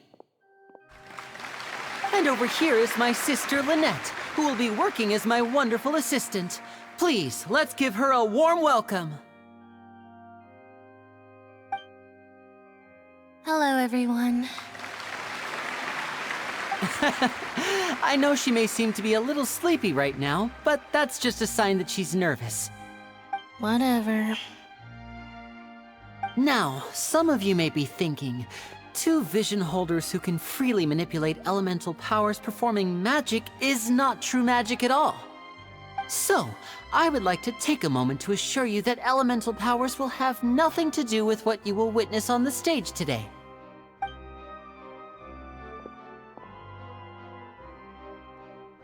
Both Lynette and myself have removed our visions for the show. That way, even the gods won't be able to help us. Oh, good point. That's what makes the show real magic. Now, without further ado, let the show begin. Lynette will now exit the stage to make some preparations. I know you might miss her, but don't worry. She'll be coming right back on stage momentarily. Perhaps in an unexpected way. I'm sure she'll be stealing the spotlight soon enough. Oh, and before I forget, there's one more thing I should say. You never know what can happen in the blink of an eye.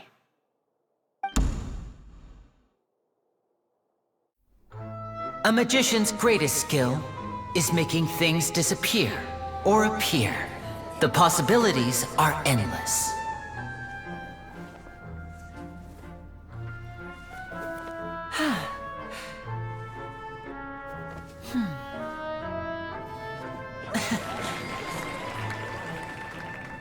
Huh?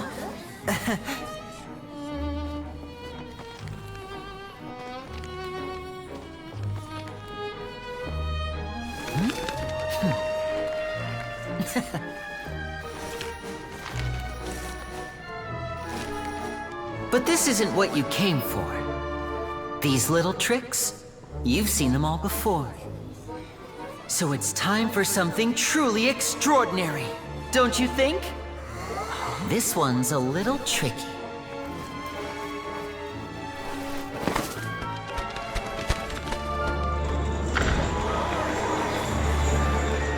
Using this water tank, I shall make my sister vanish completely, right before your very eyes.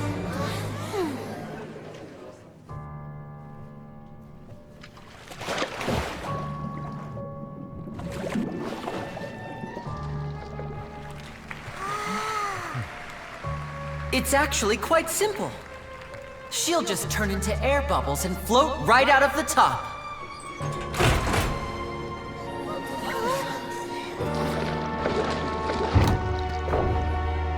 Oh no! I told them to check all the props carefully. With the lid on, even air can't escape. An amateur magician would be getting very nervous right around now. Luckily, it's me on stage, so let me show you what a true virtuoso can do.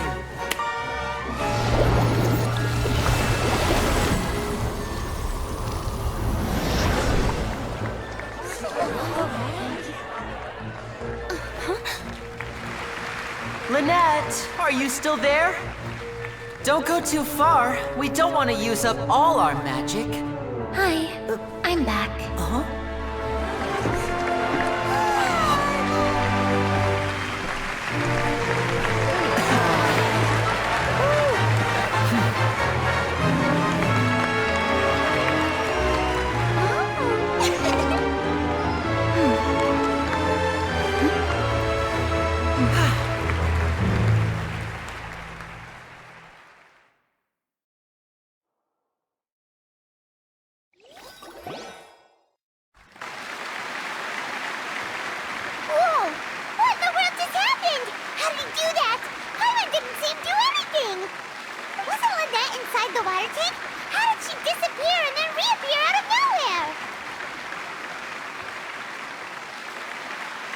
If we could see easily through his tricks, then that would mean that his skills are still lacking.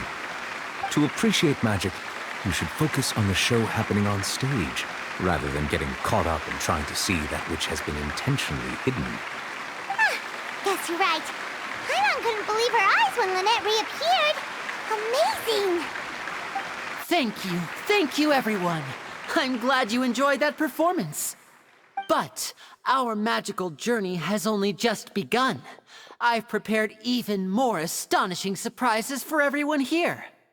The magic of transformation and disappearance can go far beyond what you've just seen. I'm sure many of you are thinking that escaping the water tank was impressive enough, but Lynette is still my assistant after all. In which case, I have ample time to make all necessary preparations. So, for my next trick, I will require the participation of one lucky audience member. Please, if my assistants could bring out the magical boxes now. There are 2 boxes, and only 2 boxes. One is here, and one is there in the aisle among the audience. I'm sure many of our clever audience members have already guessed our next magic trick. A swap! Our lucky audience member and I will each enter a magic box. After 1 minute, we will each emerge from the opposite box. Now please, everyone pay very close attention to the box you see here. Don't give me any chance to make a move. Wow! How's he gonna do this? Hey, do you think this is all magic tricks, or does Lenny have actual superpowers? The lucky audience member will be generated by this random number selector. It selects numbers entirely at random. Even I don't know who will be chosen to participate. Now then, let's begin. Let me see. Oh, row 7, seat 3. Congratulations! You now have the chance to experience magic firsthand for an entire minute. Please, come forward. My assistant will take you beside the magic box. I'm sorry, it might be a little cramped inside, but no need to feel nervous. We've carefully arranged everything for you to be as comfortable as possible. You don't need to do anything, but no matter what strange things may happen, don't come out of the box. If the magic is interrupted, who knows where you might end up? You might even find yourself in the Fortress of Meropide.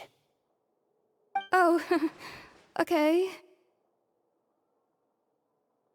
All right. Before I enter the magic box, there is one more thing I need to ask the audience to do. Could you all give me a countdown? Like this. 60, 59, 58. Just keep counting down. You can go a little faster or slower if you like. I won't be able to see anything in the pitch black box, so I'll be relying on your voices to know when time is up. Oh, and no tricks now. If you quickly count from 60 in just 30 seconds, then I'll be in a tough spot. Ooh! Paimon kinda wants to count faster after hearing him say that! No, that won't do. I can see it in your eyes. You still can't be trusted. Let's practice together. Come on, repeat after me. 60, 59, 58. 60, 59, 58! That's right, perfect. Keep it going. All right, I'll see you all on the other side once you've finished counting.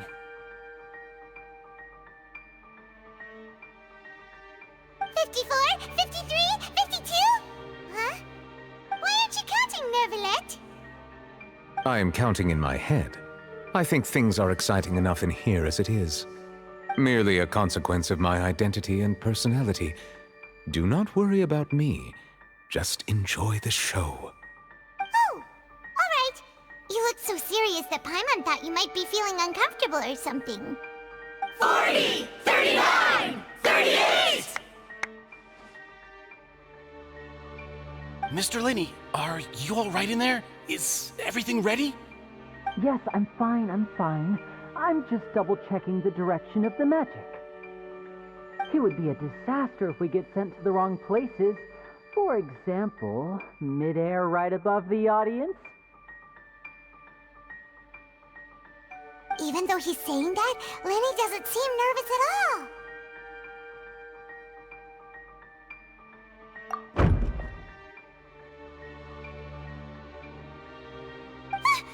What was that noise?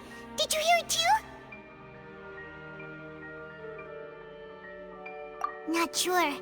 Anyway, it doesn't seem like anyone's worried about it.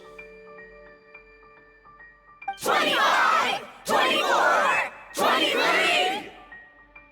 What's wrong, Mr. Linney? I can still hear you moving in there. I seem to have accidentally knocked over a decoration.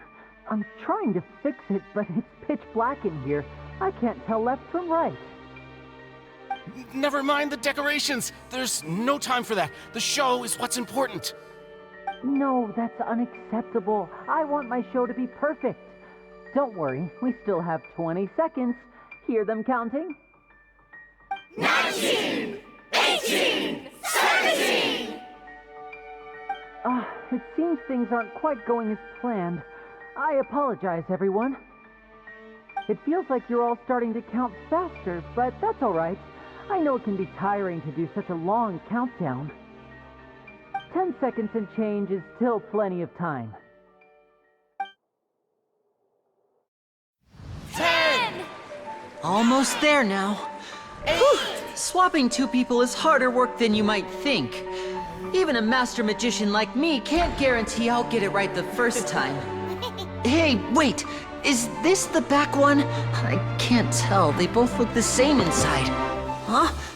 No, that's not it. I'll try again. 7! Hey, slow down! Honestly! 5! 4! 3! Whoops! That doesn't count! 0!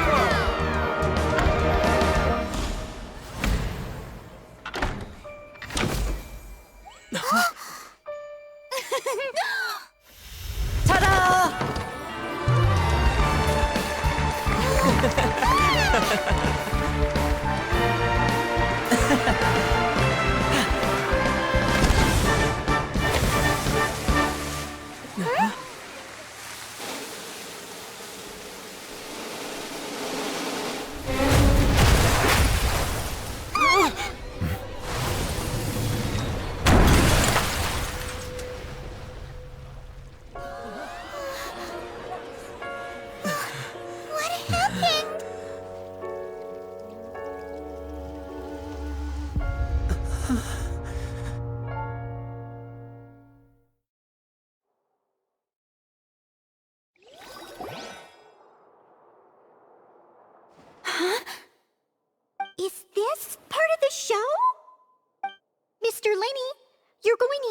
magic to fix the stage now, right? What happened? Oh no. Maybe this isn't part of the show. The girl was still in that box, right? This performance is over. Medical staff with me. Guards, secure the scene and detain all the performers. Seal the exits. No one is allowed in or out at this time. Yes, that's right. If this was just an accident, then we must investigate the cause. But if this was all part of some scheme, then those accountable will not escape the judgment of the God of Justice! No need to be alarmed, you two. We'll get to the bottom of this soon enough.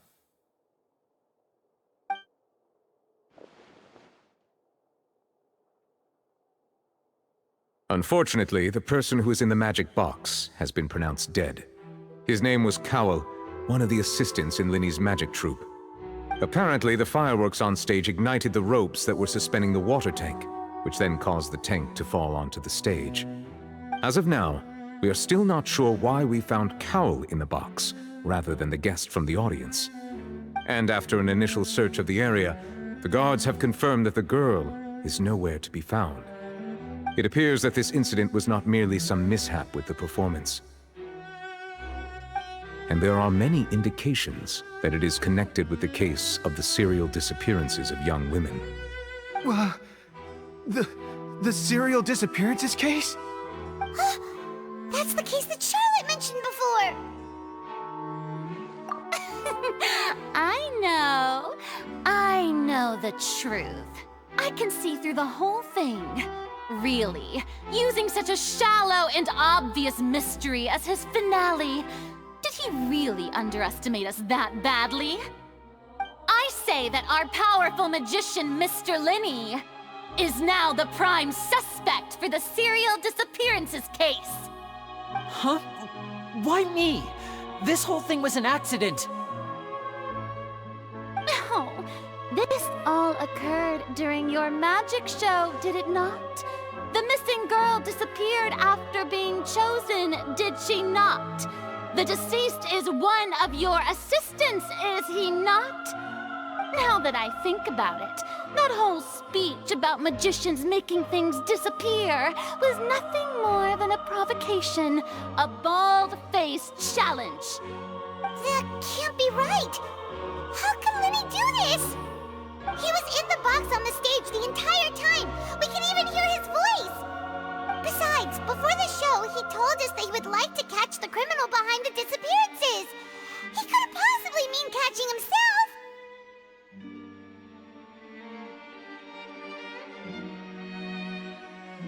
Save discussion for a later time, please. Lady Farina, may I assume that your comments just now constitute an accusation against Mr. Linny and his associates, and that you are pressing charges? Huh? I just think that he... Well, I think it might be a little early to talk about formally pressing charges. But what Lady Farina said just now makes perfect sense. Looks like she's gonna personally deliver justice.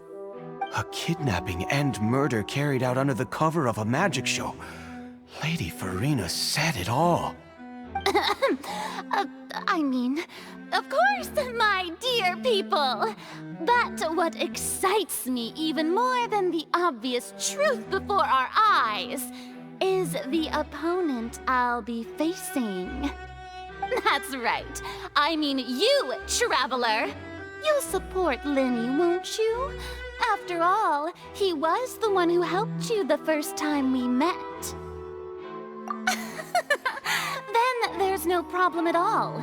You know, the Traveler and I already had a duel the first time we met.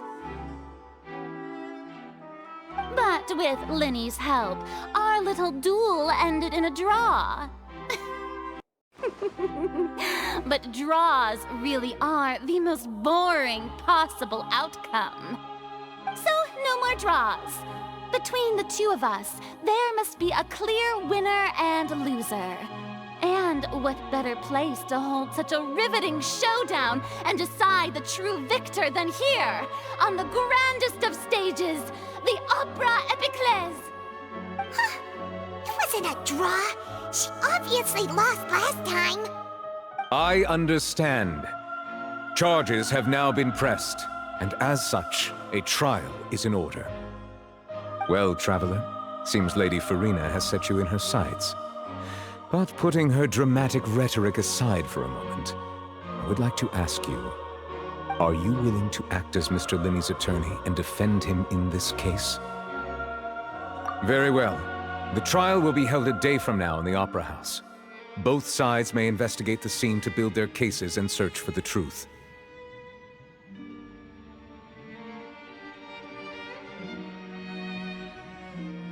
Linney and his troupe are all potential suspects and shall remain within the Opera House. The audience may begin to leave in an orderly fashion once they have been cleared by the guards. A day isn't that long. Let's see what kind of case this big-shot outlander can build in such a short amount of time. I'm really quite looking forward to hearing it.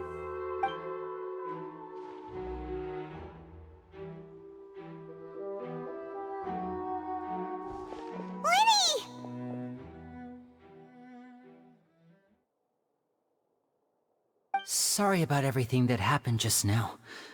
Were you frightened? Of course! Who wouldn't be scared after witnessing an accident like that? Yeah, I'm a little shaken up myself. How could this happen? And poor Cal. I know you already claimed that you would defend me, but now it's just us talking. Tell me, do you think I could possibly be the murderer? Good to hear. Thank you so much for trusting me. I'm sure everyone sees me as the biggest suspect at this point. But, if you ask me, the whole thing is mysteries layered upon mysteries, such that all that's left is confusion. I don't know whether what happened there on the stage was purely an accident or not, and I don't know why poor Cal was in the box. As for how that girl chosen from the audience could suddenly disappear, I'm afraid I don't have any answers either. If someone tampered with my performance, then we need to figure out what they did. Even a skilled and knowledgeable magician like myself couldn't pull all that off in just 1 minute. Which is precisely why we need to investigate! As this book says, the impossible could not have happened. Whatever happened must have been that which is possible. Paimon bought them when we were reading at the bookshop in the city earlier. Pretty cool, huh? Don't worry, Paimon used her own savings to buy them. It wasn't from our travel funds. I think they look cute on you, Paimon. You have good taste, Lynette. That's the right attitude. Feeling depressed isn't going to help me now. I need to get back to my normal self. But with the guards watching our every move, it's going to be especially difficult for Lynette and I to prove our own innocence. Good thing you agreed to be our attorneys. Thanks for that. We'll be counting on you. Yes, thank you so much. Yeah, just leave it to us. Oh, since we're going to start investigating, Paimon has a question first. Where did Lynette go during the performance?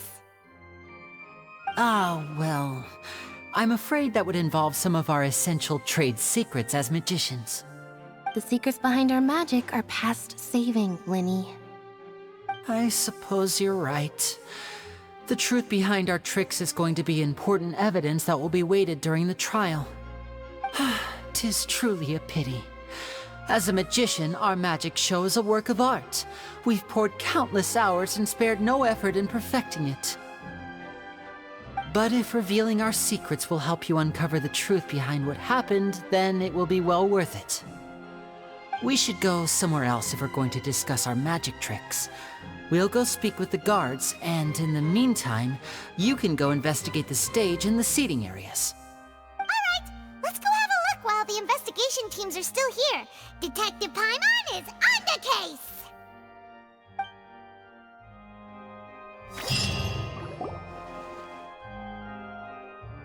Hello, officer. How's the investigation going?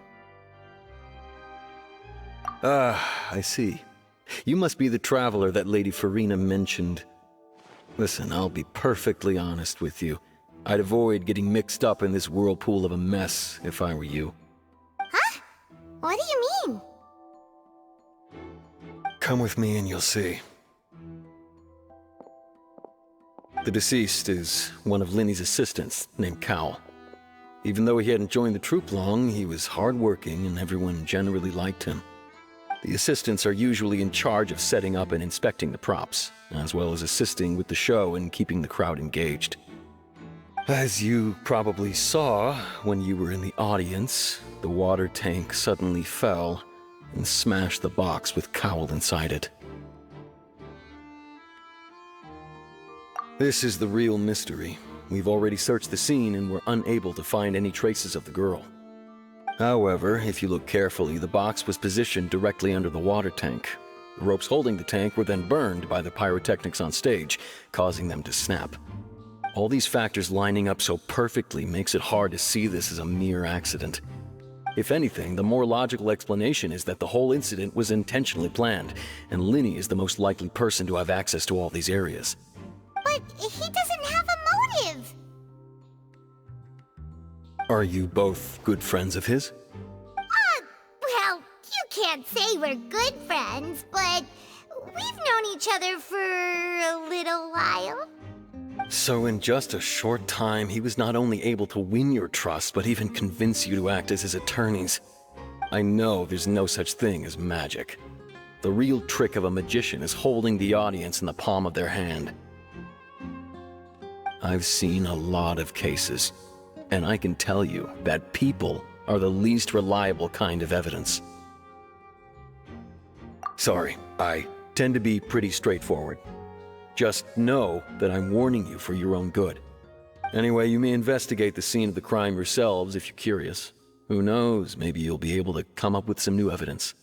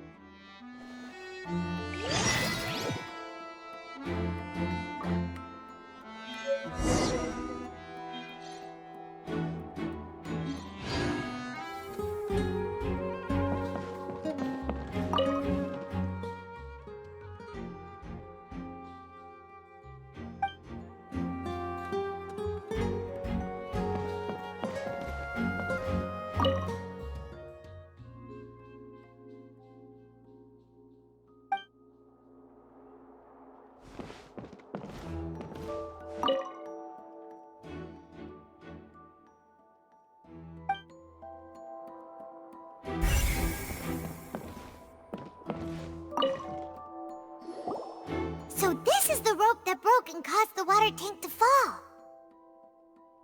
The rope looks pretty durable.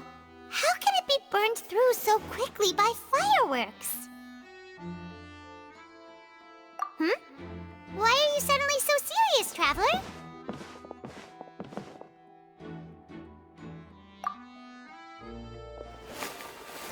Whoa. Look! This bit is made from different material! Most of it was burned away, but there's still a little bit of it left. Huh.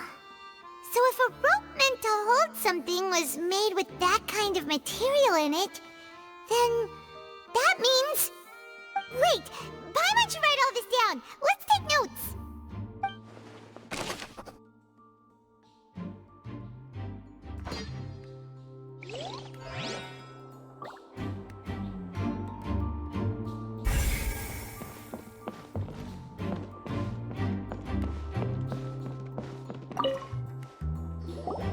Hello there! What are you investigating? Oh, this location has also been cordoned off because the Magic Troupe members are currently considered prime suspects. The investigation team is still collecting evidence. The seats were all booked in advance, so we were able to deduce the missing woman's identity by checking the guest list. Sure. It's not like this is confidential information. We will publish it later anyway when we petition the public to help us find the missing person. Her name is Halsey. She's a painter from Fontaine who's made a bit of a name for herself. Apparently, she wasn't a regular at the Opera House, but she'd been feeling some pressure with her work lately, which made her decide to come see the magic show. The magic troupe members all claim not to know her, and we have looked into her social connections. It seems that she has no personal grievances or conflicts of interest with the suspects. Simply put, she wasn't related to the magic troupe at all, which matches the features of the previous serial disappearances. Were the victims of previous cases also chosen at random? That's how it seems to us, in any case. Apart from the fact that they were all young women of around the same age range, there really weren't any other connections between them. Okay then. No need to be so formal. If you do happen to see the missing girl, please be sure to contact us. It is of utmost importance that we get to the bottom of these disappearances.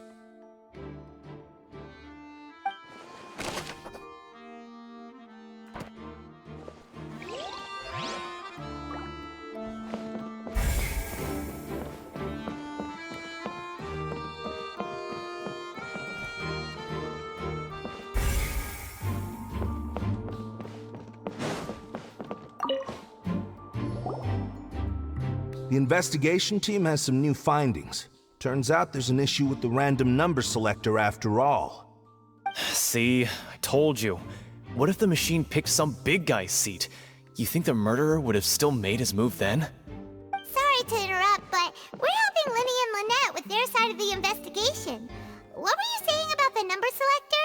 There's something wrong with it? You're trying to help them? That'll be a tall order. Linny used the machine to pick a random member of the audience during his performance, right? The lucky girl that later disappeared. Well, we thought there might be a serious problem with the machine, so we had it taken away for further inspection. It turns out that the seat number it picked wasn't random at all. The machine picks that same number every time.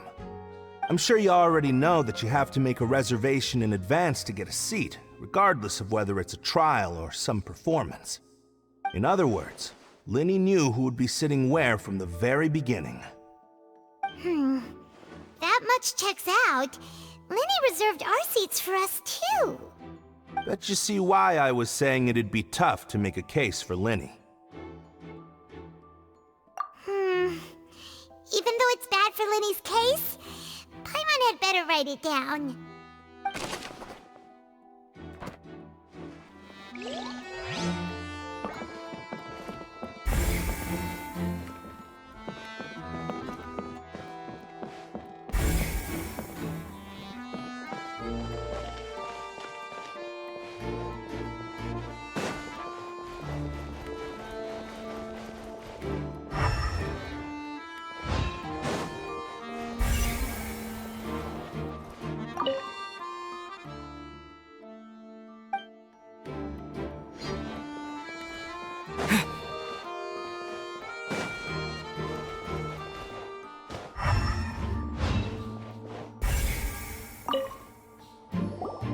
I see that you're investigating the area.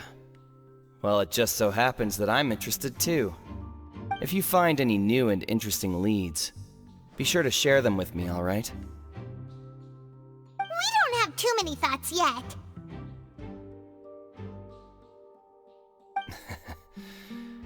Then why don't I tell you my hypothesis first? The way I see it. And I'll start it with that loud thud. The thud? Oh, you mean the sound that happened during the countdown? Yes, exactly. It wasn't terribly loud, but I suspect that most people heard it. It's just that everyone was awaiting the results of Linny's trick with bated breath, so no one paid it much mind. But now that the incident has happened, the thud has become an important clue. That makes sense. So, what do you make of it? I'm of the opinion that it may have been the sound of Linny's accomplice. Lynette, perhaps. Jumping atop the water tank, or something like that. And when the pyrotechnics went off, she cut the rope, sending the water tank crashing down. But Wasn't the noise we heard too loud for that? Perhaps the balance wasn't right, leading to a particularly rough landing. Oh, that's true.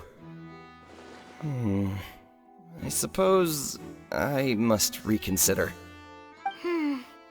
That does remind Paimon, though. What was with that sound?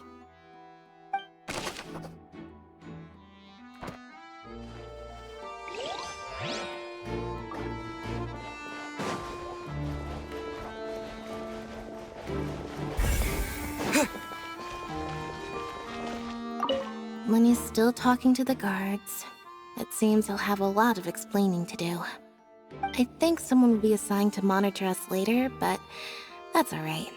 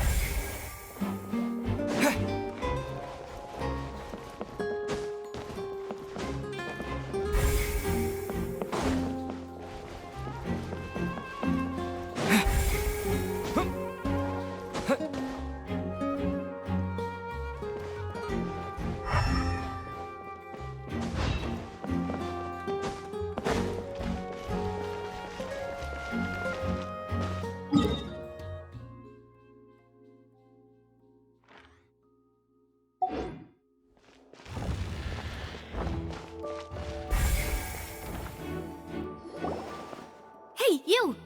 Yes, both of you! Over here! I've been keeping an eye on you for a while now. Huh? You mean us? That's right. If I'm not mistaken, you're also among those who wish to cut down the thorns and pursue the truth. No? And by the looks of it, you're not from Fontaine. Well, you're right on the more about that one, but who are you? Have you never heard of the Spina di Rosula? From mediating disputes and providing protection to solving conundrums, you name it, Spina di Rosula does it. And I, Navia, have the honor of being its renowned president. Though those who play by our rules call me boss. I'm Silver, her attendant. Pleased to meet you. And I'm Melus. Demoiselle's various daily needs and affairs are under my purview. Huh? Boss? Demoiselle? What gives with the names? Well, I am the second generation president. Melus and the others are still used to my previous title. My apologies, Demoiselle. Should you prefer, boss, I will endeavor to use that instead. No, no need. You don't have to call me boss. Just Navia is fine. Okay, if you say so. Not that we're members of Spina di Rosula anyway. All merely trifling details. Never mind. Now, back to the situation at hand. That's right. I've always kept an eye on the serial disappearance cases. My interest stems from a matter back from my father's time. Judging from the look of things, I find Linny an unlikely mastermind. Really? We think so too! That's why we're looking for clues now. But how did you come to that conclusion? Intuition, naturally. My unparalleled intuition. Farina sure was quick to point the finger at Linny without any decisive evidence whatsoever, wasn't she? But that's not uncommon for her. If you remember, the Justice had to interrupt her and ask if she was pressing charges just to keep her from getting carried away. Anyway, a trial begins the moment someone levels charges. And, of course, there was no way Farina was going to back down in that situation. Sounds more like you just don't trust the Hydro Archon. Well, what's your opinion? I must admit that she can be interesting at times, but liking her doesn't mean that I'll blindly agree with her. All right, I've answered your question. Now, it's time you answer mine. Wait a minute, did that answer count? Well, I say it does. But don't worry, you won't hear any pointless questions from me. In your opinion, do you think it's right to treat a trial like it's an opera?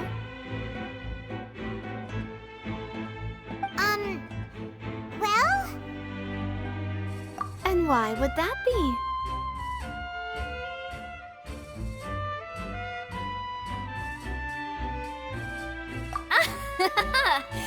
See, Silver and Maloose? I told you they'd be different. Most astute of you, demoiselle. I too think that the Traveler's response was most excellent. No matter how wonderful the script or how fervent the audience's expectations may be, the trials that go on stage here must be based in fact.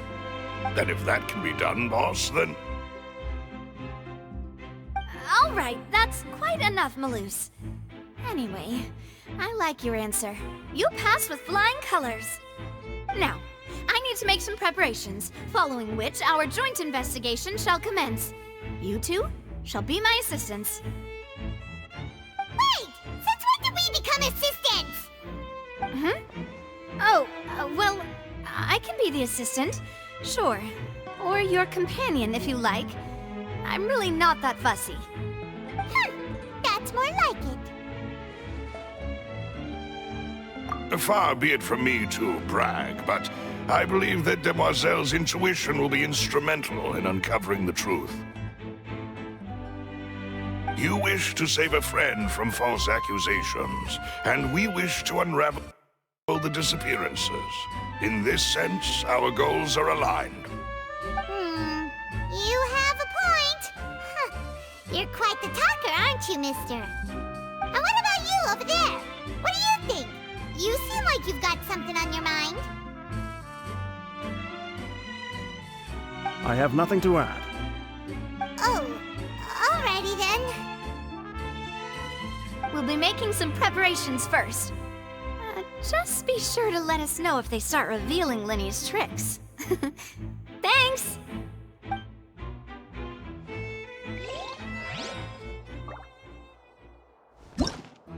Whoever the murderer was, they must have made preparations well beforehand. This rope was obviously tampered with. People needed to register and reserve a seat for the show. That, combined with this number selector, could allow you to pick a young lady instead of some old fogey. Why would it be him? How strange. Gosh, no wonder the serial disappearances never got solved. We all heard that noise, didn't we?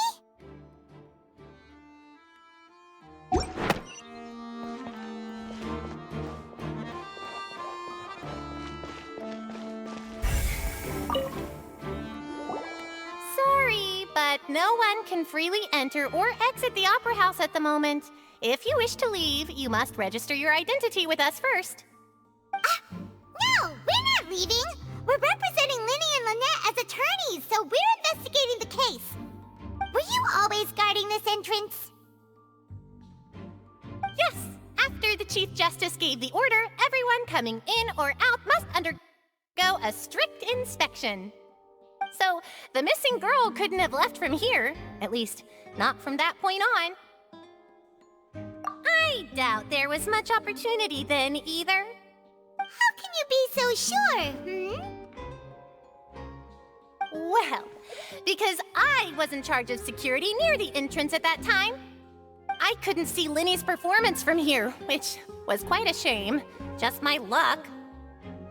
But still, I did not abandon my post, and I stayed put no matter how loud the applause was. If someone had so much as even approached the door, I would have noticed it, let alone if they had tried to leave. We Melazines are good at that sort of thing, you know. So, it's safe to say the girl couldn't have left through here. Alright, thank you for your help. This'll be useful info.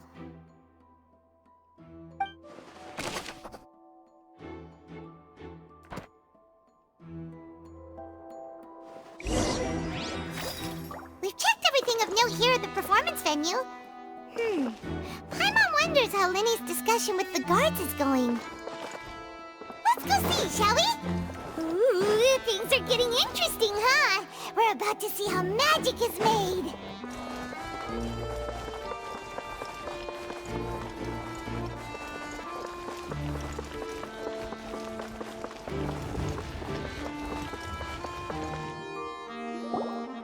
Understood. Then I will be going with you. Just so you're aware, I will be monitoring your actions and making notes as necessary. Very good. Thanks for being so agreeable. I'd pull a rose out of my hat as a gift for you if I could. You may spare the pleasantries. I'm just doing my job. You've arrived. Who's this? Me?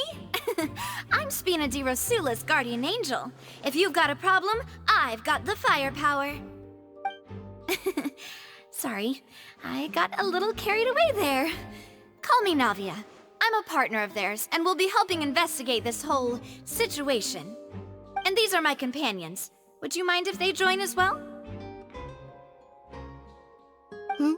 Fine by me. Oh, new helpers? I would be most grateful. Well, let's just say we're tagging along. It's not every day you get to see the secrets behind magic performed on such a large scale. I appreciate your kind interest. Come with me. We'll be heading below stage.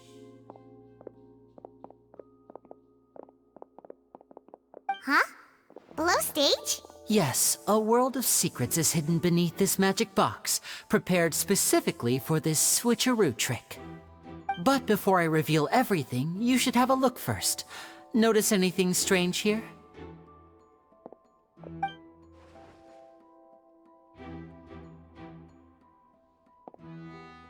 I'm not trying to be dramatic. Remembering the details of a trick will help you understand the methods used to perform it more easily. Huh. Weren't there balloons and other decorations here? Where did all that go? Ah, good eye. That said, you're still far from discovering the answer. The back? You mean the inside of the door? What's different about it? Paimon didn't notice anything. Very good indeed. I thought you might not be able to catch that, given that you were sitting in the first row. The back of this door was patterned. Those patterns are now gone, replaced by a smooth wooden board. So, if you put 2 and 2 together, what do you get? Exactly. All right, let's go. I'll tell you how it works as we head down.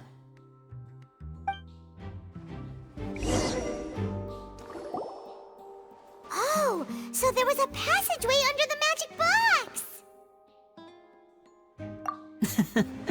I knew you'd figure out most of it as soon as you saw this place. The 2 magic boxes are positioned right above the 2 entrances of the tunnel. See this flatbed trolley? The box with the lucky audience member in it would be shuttled over to the other side using the trolley. This trolley can raise and lower and even rotate, ensuring that the box will face in the right direction. I see. So that's the purpose of the box inside another box. Precisely. The inner box would descend after the audience member was put inside and be moved along the trolley, all while the outer box would remain on stage as if nothing had ever changed. So that's how you did it! Once the box was lowered, the trolley would store some energy through this device here, with which it would complete the rest of the steps. The audience member would only be able to feel some slight movements in the dark, and by the time she walked out, she would already be back on stage. Right! You were talking that whole time, and you even came out for a moment near the end! Ah, yes. A phonograph operated by Lynette was used to achieve that effect. My assistant and I had already scripted our conversation beforehand. When the countdown began, I had already gone to the opposite box via a tunnel using that ladder. And what about Lynette? Where was she? I was in the mezzanine space in the back of the box. Oh, interesting! That's how we were able to coordinate Linny's lines with the assistant. And, by the way, I was the one who walked out of the box at the end. I mean, we are twins. All it takes is a change of clothes and no one can tell who's who. And that's my favorite part of this trick. Only Lynette and I can perform it. So that's how it all worked! Wow! Every detail you revealed was more amazing than the last! Lynette would briefly walk out of the box and then go back in, jumping into the tunnel and escaping before the box on the trolley could finish ascending. And then I walk out of the other box in the audience area, and the trick would be complete. The operative word here being would. But as you saw, Cal was in the box, not our audience member. She, on the other hand, mysteriously vanished. We really don't know how that happened. If not for that interlude, this would have been an astonishing trick. I probably never would have figured out how you pulled it off. And yet, to think that someone was able to use this magic trick to commit a crime. Could we have a look around? I think we can come up with some more leads. This is the scene of the crime, so Linny and Lynette are not permitted to stay here. I'll escort them back up. Yes, of course. No need to be so strict now. I won't disappear into thin air, you know. Thanks, everyone. We're counting on you.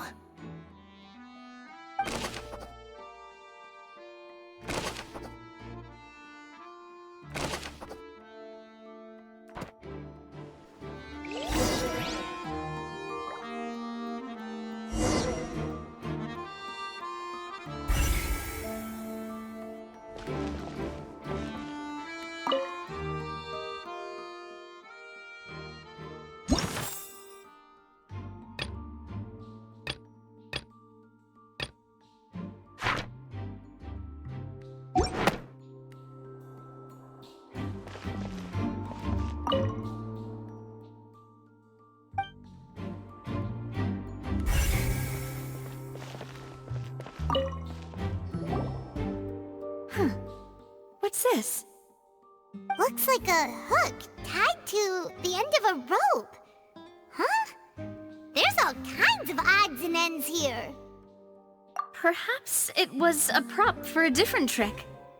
But why would it have been left here? Whatever it is, let's make a note of it first.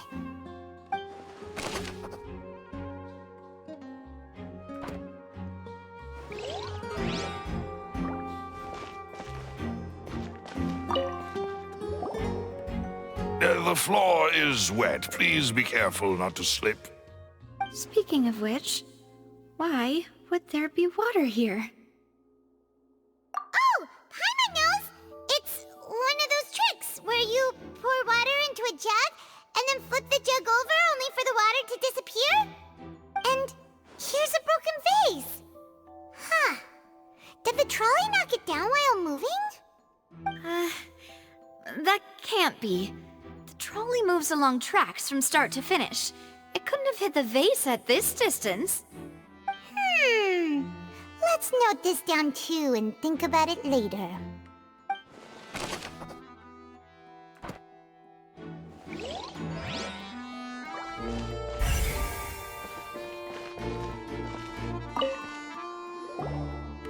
Oh, these are the clothes that the lady chosen from the audience was wearing, right? Her clothes are here, but she's nowhere to be found. Right! And do you really need to do that if you're kidnapping them? Ugh, this is so confusing. Paimon doesn't want to be a detective anymore.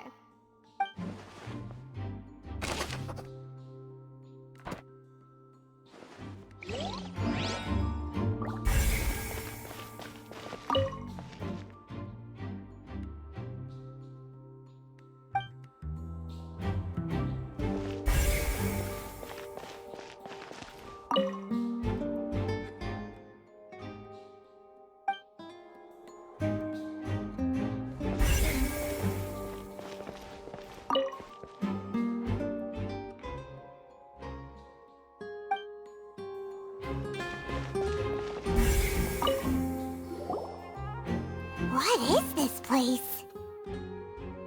It seems someone could fit through here. Huh. Could this have been the suspect's escape route? Alone, perhaps. But if they had to pull another person with them, the space would be too narrow. But there are no other ways in or out of here. Oh, you're right! Let Paimon write that down.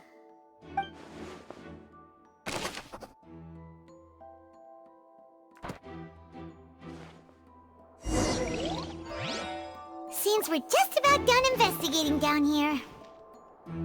Yes. Let's head back up.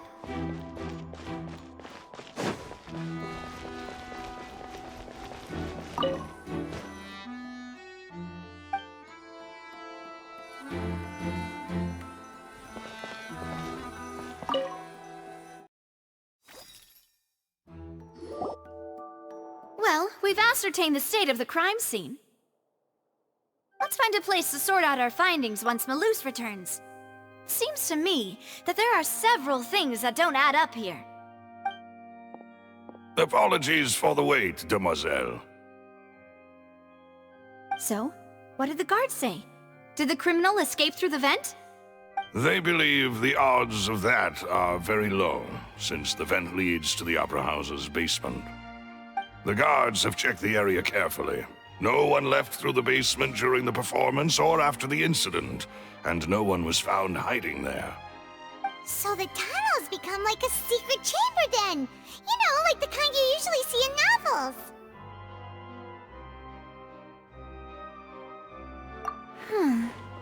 The plot thickens. Halsey's disappearance and Cowell's death are both quite inexplicable. No wonder Farina was so confident in her accusation. All the current evidence points toward Linny and Lynette. In other words, the charges are very likely to be upheld unless we make some considerable progress. Charges and then trial. So if the charges are upheld, they'll announce a sentence? That's right. This is how a trial goes in the Opera House. During the proceedings, the Chief Justice and the Oratrice will hear statements from both sides. That's right. This is how indemnitium is produced. The statements from both sides, the defenses from attorneys, witness testimonies, and even the audience's emotions will all be projected on the Oratrice. To put it simply, it's as if the Oratrice has its own will, and is a judge in its own right. This also precludes any kind of favoritism on the part of the Chief Justice. And not that this has ever happened anyway. Once both sides have finished speaking, the Chief Justice will make his final decision. This, too, will be used by the Oratrice as a reference. Then, finally, the Oratrice will be consulted by officials. The result it returns is the will of justice itself. Huh? So that machine is the one that actually decides? Paimon thought Neuvillette called the shots. In practice, there is very little difference. Both have always come to the same judgment, which is why people have great faith in the Chief Justice. Ah, yes, the guards also asked me to convey that none of us will be allowed to leave this place before the trial. Huh? Why? Because we've chosen to act as the twins' proxies. That makes us persons related to the case. They're concerned that we might be colluding with outside parties, or that we might find outside help to disrupt the case. And even if that were not so, it could prove problematic if we happen to spread key information about the case ahead of time. I'm ready to break out at any time. Whoa, whoa! There's no need for that! Paimon thinks they have a point! That said, are they providing food? Of course. I just hope you don't mind the lack of options. I'm afraid that catering to all tastes is not in the cards, nor is any guarantee of balanced nutrition. In that case, let's just sort out our findings together here. Pity. I was hoping to take you to try some of Fontaine's famous desserts, too. I mean, what better way to properly think through our findings than over some tea and sweets? Huh. Breaking out suddenly doesn't seem like such a bad idea after all. Just kidding! Just kidding! Paimon will still do her best, even if there are no snacks. What do you mean, no snacks? Of course we'll have snacks. If we cannot buy some, then we'll simply make some. Huh? Here? But how? Understood, demoiselle. Everyone, please come with me.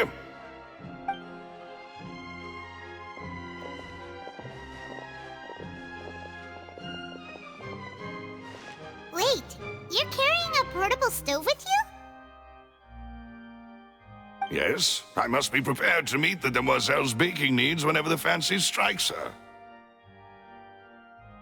I have eggs, sugar, and almonds at the ready. Good work, you two. Then I'll get to it. Please sit tight for a moment. You'll get to taste my awesome snacks soon enough. These three are quite the interesting group.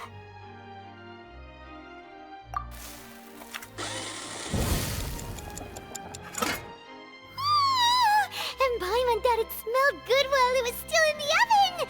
Oh, it's even better now. Paimon can't stop drooling. From the way you had these two guys carrying all that stuff around, Paimon thought you'd have them do more during the baking process. But you ended up doing the entire thing by yourself! Beating the egg whites, grinding almonds, everything! I was applauding. And I was giving encouraging smiles.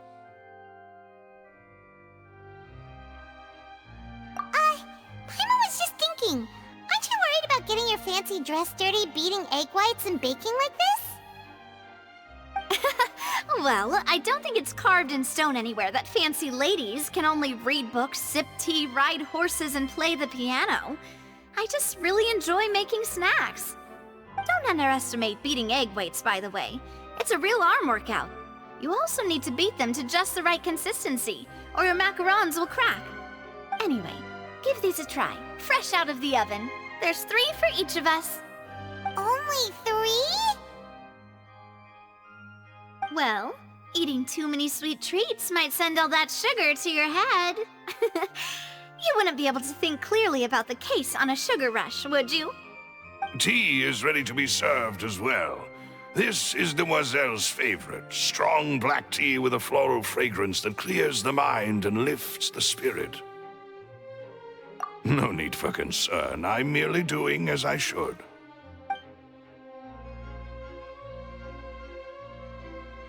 All right then. Down to business. As Paimon mentioned previously, the tunnel seems to be something of a secret chamber. However, we can assume that Linny and Lynette were not alone within it. Some criminal also occupied its sealed confines. The magician twins could have committed the crimes, of course, but they lack any logical motive. Exactly! Why would they do such a thing right when everyone was watching? The flower vase and the thud we heard during the performance could indicate some altercation between Halsey and the criminal in the tunnel, resulting in the shattering of the vase, the discarding of her clothes, and her abduction.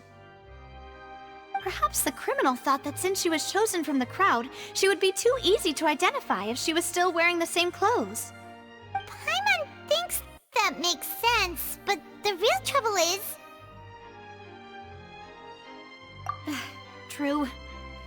of the clues we found thus far support the existence of this third person. But the only people left to consider are both technically victims, whether it's the missing girl, Halsey, or poor Cowl. Huh. Could Halsey have secretly made modifications to the magic props in order to murder Cowl before making her escape? That's right. And even if she had tampered with the setup, she would need to understand the entire trick to pull it off. Nor does she have any motive. The guard said that she has never had any dealings with the magic troop's members. Were we not thorough enough in our search? From the sound of things, this is turning into an impossible case. Your macarons are amazing though, Navia. They smell great! They're nice and crisp and super sweet! They are my specialty after all. And I see you've already had 5 of them. What? 5? Oh, that can't be right! Paimon only counted 3, honest! Please don't worry about it. At my age, a few less sweets might actually be a good thing. No! Being greedy is one thing, but Paimon knows how to count. Besides, Paimon knows that if she ate too many, then others wouldn't have enough. Wait, even you don't believe Paimon? How could you? If Paimon ate those 2 extra macarons, then may they turn into stone in her stomach! All right, we get it. Well, I suppose one of us might have gotten too engrossed in our chat and eaten them by mistake. No big deal. Maloose, set up the stove again if you would. Huh? What are you doing? Making sure everyone gets 3 macarons, of course. Exactly. We don't want to trouble you. As you wish, demoiselle. And I have the egg, sugar, and almonds. Well, this really is your hobby, huh?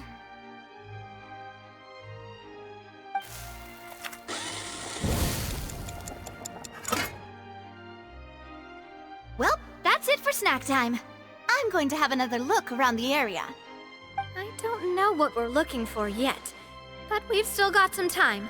As attorneys, I suggest the 2 of you think the case over again. It would be awkward if you got all tongue-tied on stage during the trial.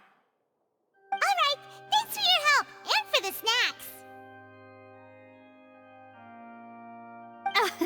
It was nothing. A small task for the Spina di Rosula. Silver, Maloose, it's time to go. I'll be back if I find anything new.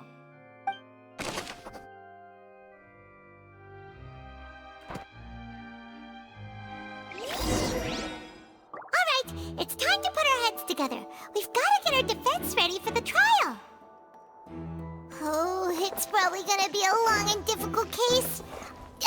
There's no point in worrying about that now. We just need to prepare. Here, take Paimon's notes. They should help you review the situation.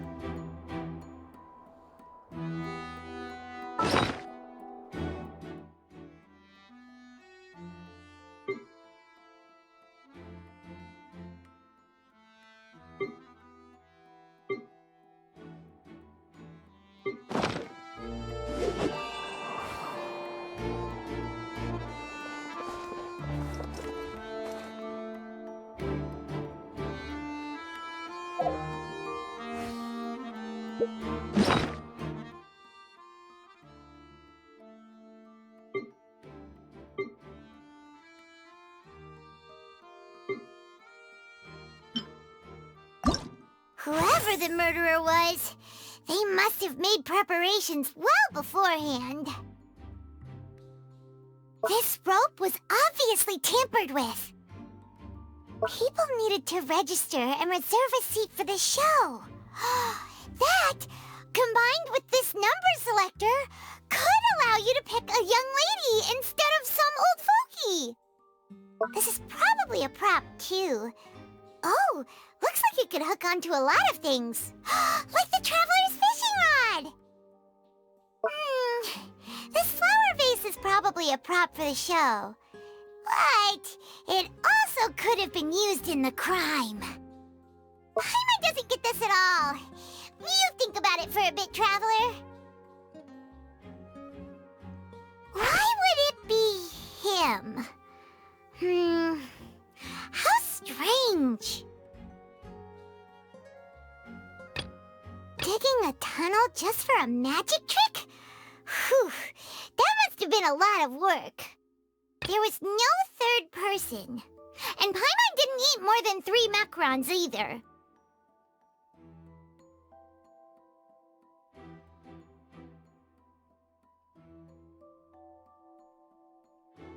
That size wouldn't have been a problem for Paimon.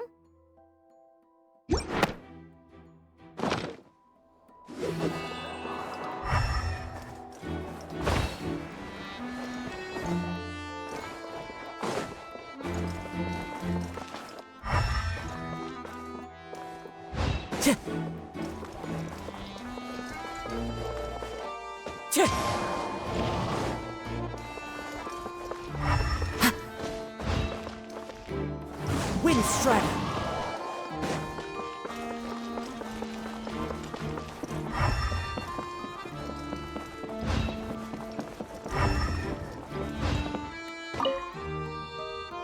Go ahead, have a look around.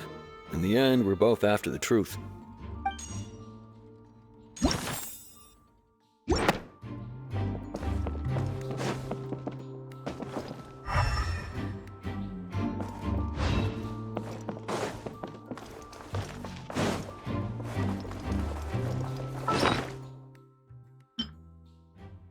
Why would it be him?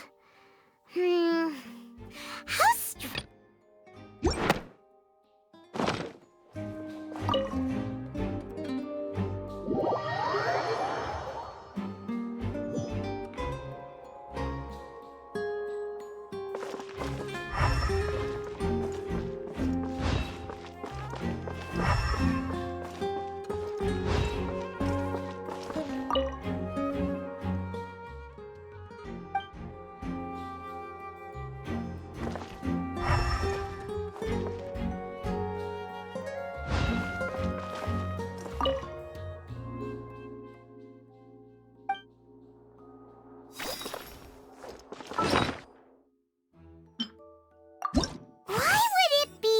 him?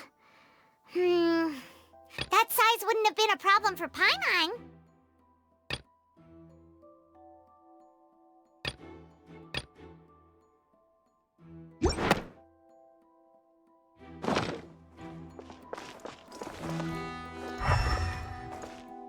Time to go.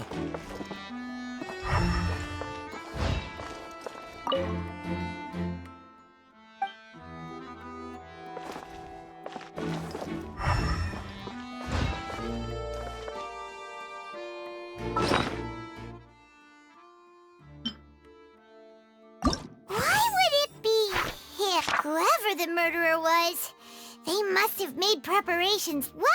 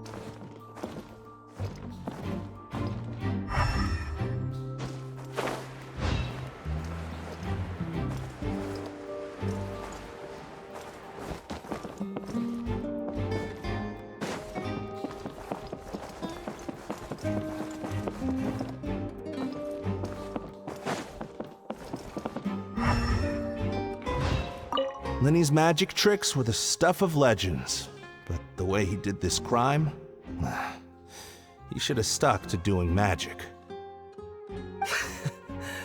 Look, doing magic tricks is one thing. Pulling off crime is something else entirely. Maybe he was just too full of himself.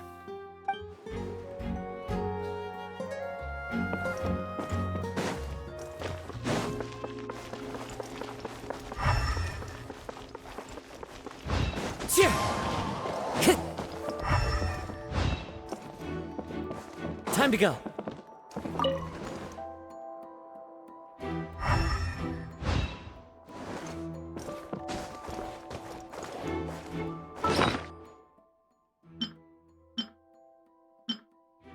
Why would it be him?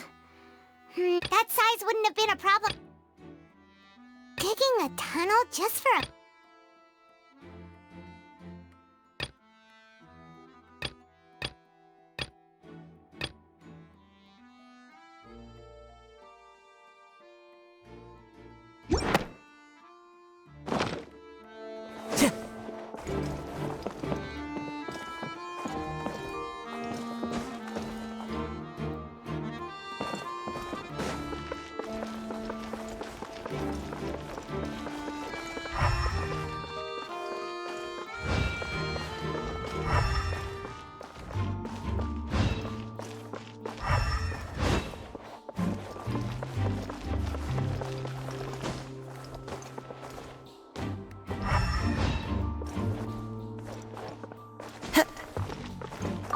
My apologies, but access to the venue is restricted at this time. Please register first.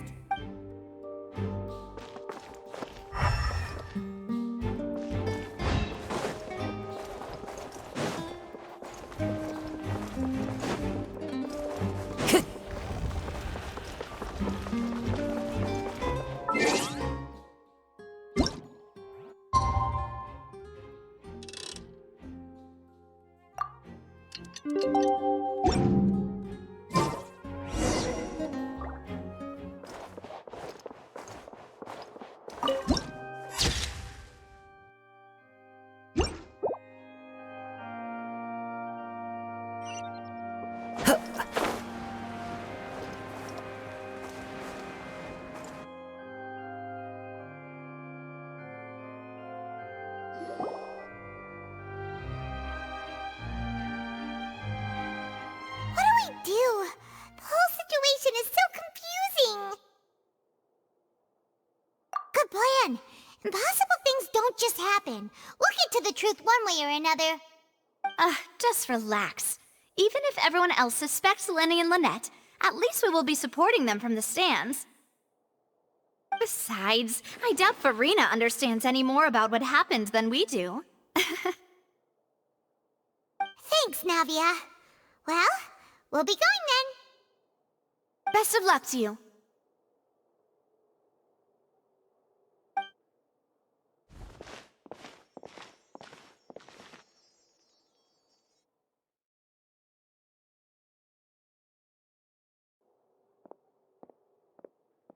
Ah, finally, you're back.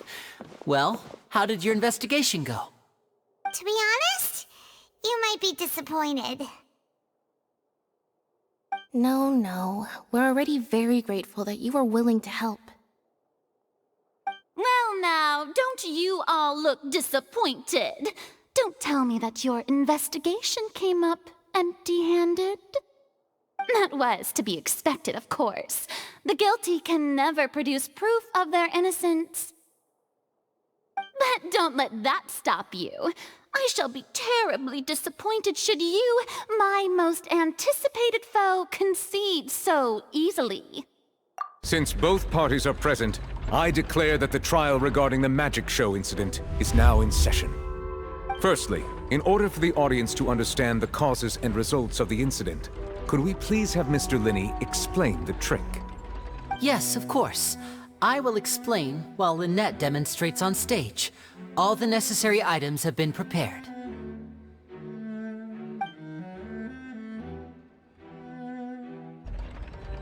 Thank you, Mr. Linney. In that case, I take your statement to be that You ran to and remained hidden within the magic box in the audience stands once the trick began, and thus could not have committed the crime. Is this correct? Yes, that's correct, Your Honor. In that case, I call upon the prosecution. Lady Farina, do you wish to refute his statement in any way? Why, of course I do. Allow me to take the first shot and break this case wide open. Mr. Lenny is clearly lying. There is no way you could have been in the box the whole time if you were to abduct Halsey and murder Cowell. In fact, I'd say you were hardly in that tunnel at all. That is simply your hypothesis based on the presumption that I'm guilty. Oh, is that so? And if I may ask, what did you hear while you were inside your box? The roaring countdown of the crowd, of course. That's how I kept track of the time and built anticipation for the finale. And you didn't hear anything else at all? Nothing that might leave an impression of any kind? No, nothing. I see. But when the count reached 30 seconds or so, there was a thud. One so loud that I believe practically everyone heard it. Huh? Hey, hang on. Something's not right here.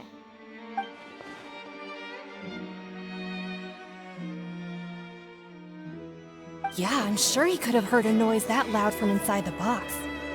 I was right by the box, and I definitely heard the thud.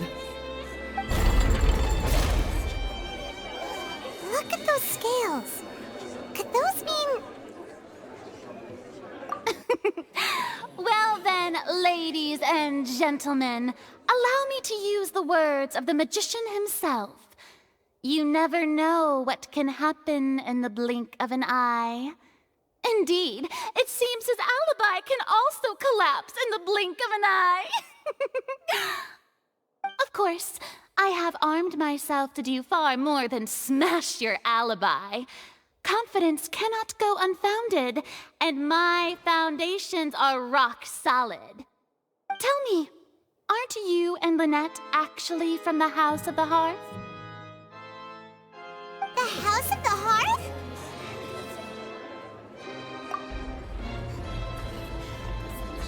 No wonder they did something like this. So the serial disappearances were the Fatui's doing. Now it all makes sense. I've got a feeling that what happened on stage probably wasn't just an accident. That's irrelevant. Our identities have nothing to do with what happened. Indeed. Then perhaps you could tell us everything that happened during that 1 minute. Your first priority is to prove yourself innocent, after all. I'm sure there is little that needs to be kept secret now. Unless your script already has holes in it. The Outlander is speechless. My, oh my, don't they look flabbergasted? Now comes the infighting and discord, I suppose. This was almost too easy. Good thing I made all those preparations. Seems the all-nighter I pulled last night is really paying off. Hey, Linny! Why didn't you tell us this before?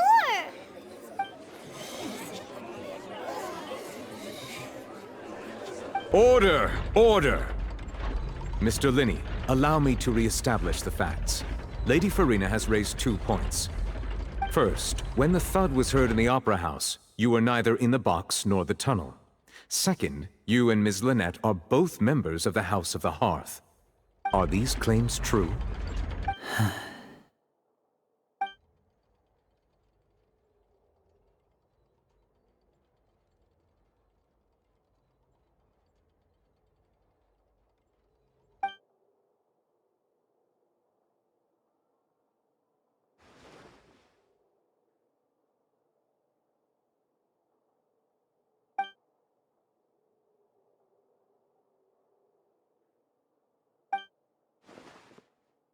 Please answer my question, Mr. Linney. I'm sorry. Yes, they're true, Your Honor.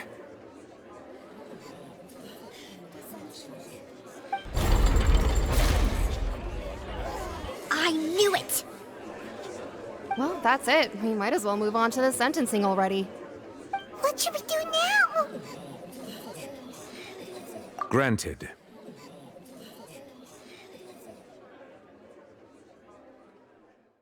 In that case, what is your request? Is that really necessary? They're already as good as guilty. The defendant deceived their own attorneys. What is there left to discuss? Order! Order, I say! Your request is reasonable, and we shall adjourn. This trial will reconvene in 1 hour. So you would stick to Mr. Linney's defense even after knowing what you do now? You certainly have more professionalism than I thought. In that case, my dear audience, let's allow the joy of victory to steep for a little while longer.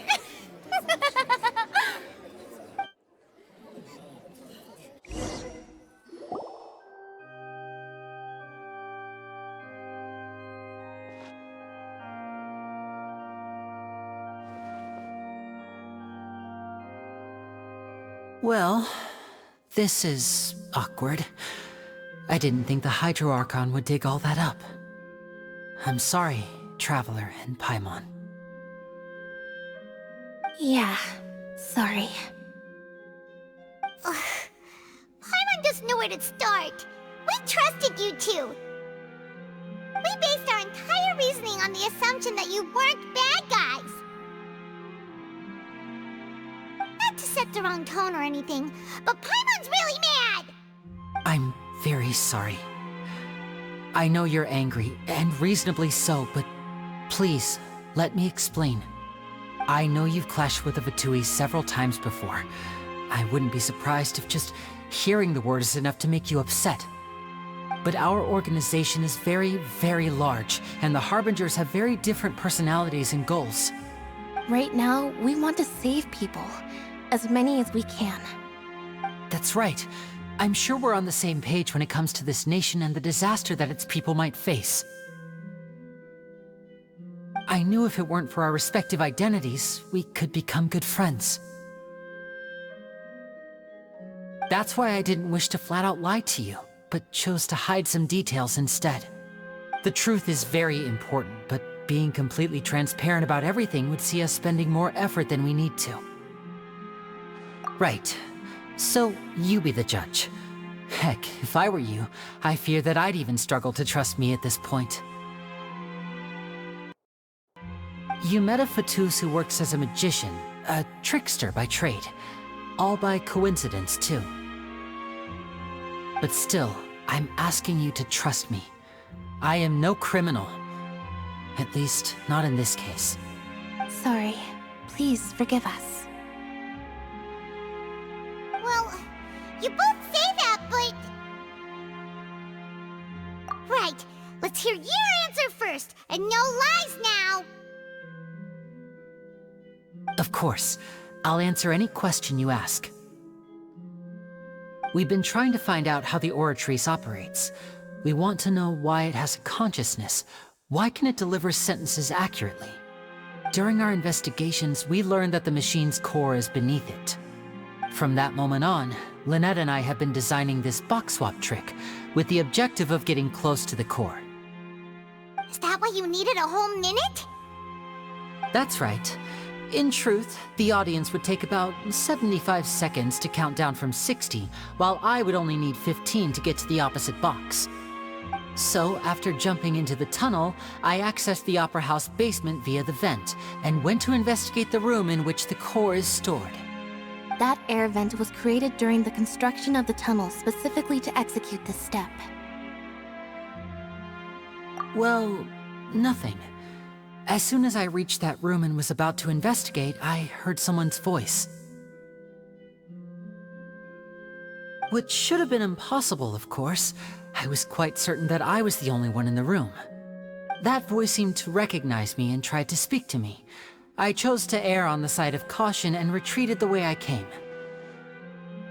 On the way back, I saw the broken vase and the clothes on the ground, but the countdown was almost finished, so there wasn't time to give it any thought.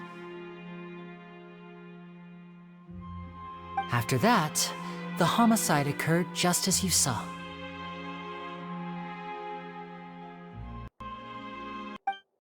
Well, that explains why you didn't hear the thud.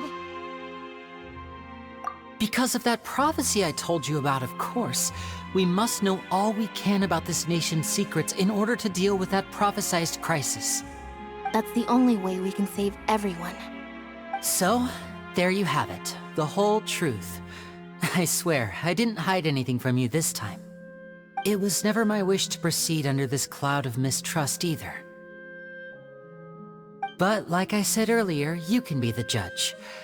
If you want to leave because you don't trust the Fatui, there's nothing I can do to stop you. Well, Traveler, you decide. Paimon will follow your lead however you choose.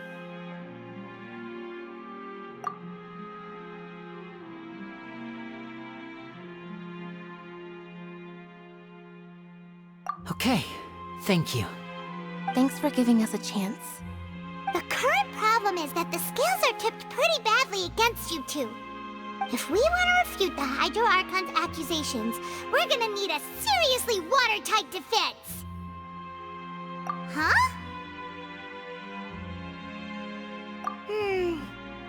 Oh, Paimon thinks she gets what you mean.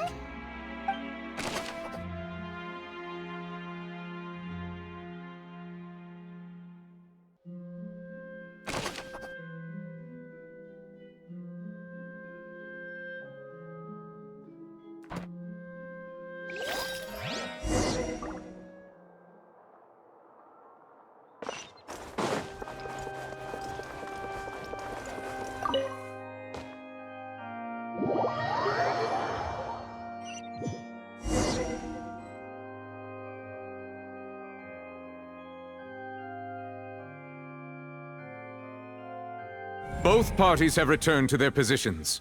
Let us continue the trial.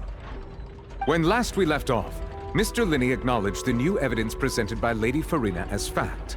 Therefore, Lady Farina may continue stating her reconstruction of the events. Ugh, that took long enough. Now then, if everyone would lend me their attention. At this stage, let's revisit that scene from Linney's perspective.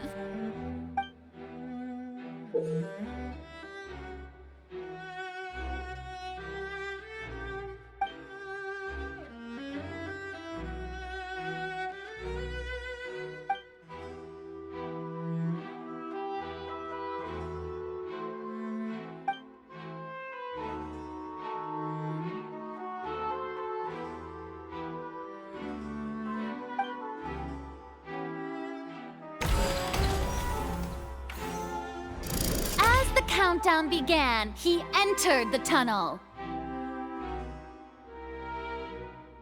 When the flatbed trolley passed, he opened the box and got into an altercation with Halsey, which caused the loud thud. He did not realize that this sound could be heard by everyone in the opera house, which is why he claimed earlier that he could not hear the sound. Finally, he used the vase to knock her out, before making her change clothes to prevent others from recognizing her. At this time, Cowell arrived in the tunnel, having heard that strange noise, and caught Linney red-handed. So Linney proceeded to knock him out too before stuffing him into that box. Afterward, Linney passed the unconscious Halsey to his accomplice through the magic box in the audience stands, before operating the devices such that Cowell's death would be ruled an accident. And there you have it. That's the truth behind what happened. Does the defendant's side have any objections to Lady Farina's description of the events? The key to refuting Lady Farina is the order of events, what Linney experienced, and what he saw.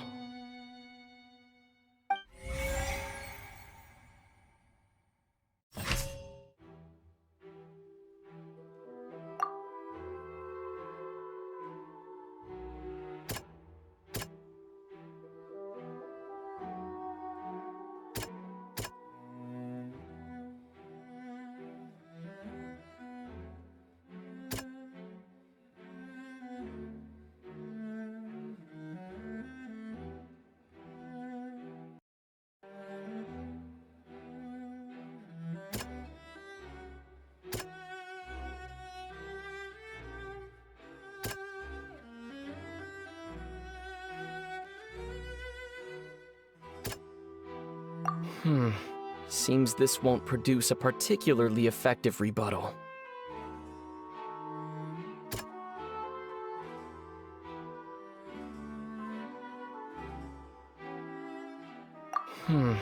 Seems...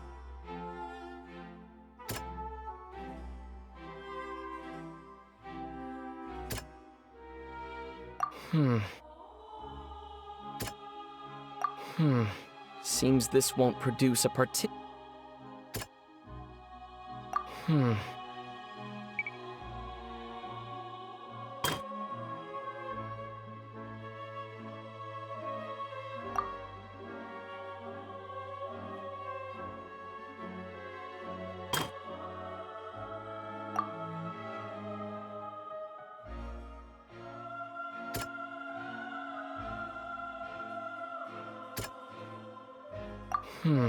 Seems...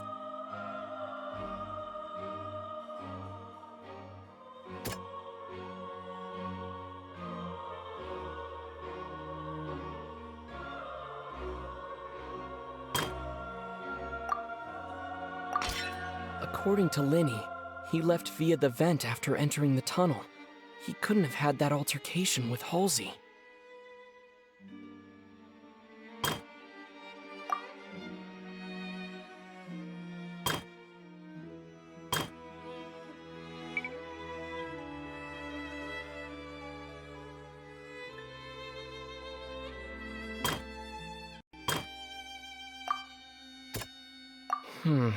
Seems...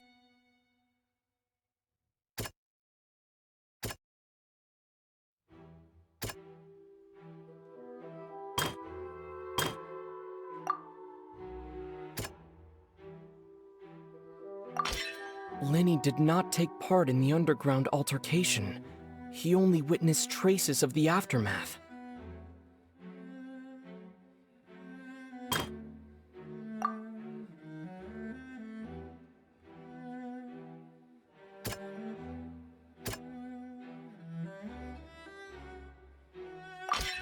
Linny went to the room that contains the Oratrice's core. This is the actual truth. Attention! Ace Detective Paimon has something to say! When the countdown started, Linny did indeed go into the tunnel. But he immediately used a vent to access the Opera House basement, which is where the underground core of the Oratrice is stored. Once he reached that area, he heard a voice in what should have been an empty room.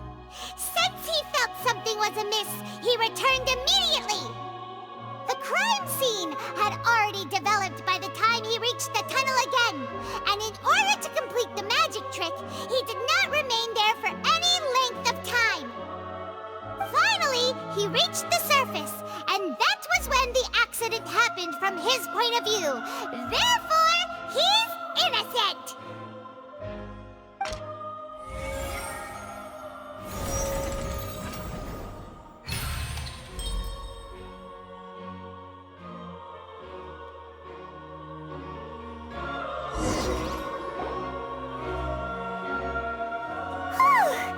Paimon did it!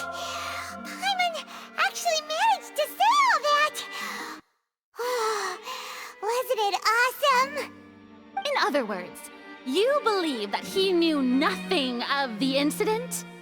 That's right! My reasoning? If that's the case, then if Cowell hadn't entered the tunnel, who was the entire setup meant to kill? Assuming that what you say is true, Linny only needed to kidnap the young girl to cause a new disappearance case. What would the point of killing someone on stage be? Oh, they have a point. That's right, you tell him! And that's why they're partners of mine. They've managed to turn things around. Oh, well, your denial is very strident, I'll give you that. But what proof do you have to back your claims? Of course course I do. If he had been in the magic box the whole time, how could he have not heard that sound? Why do you ask? You're saying that he wasn't?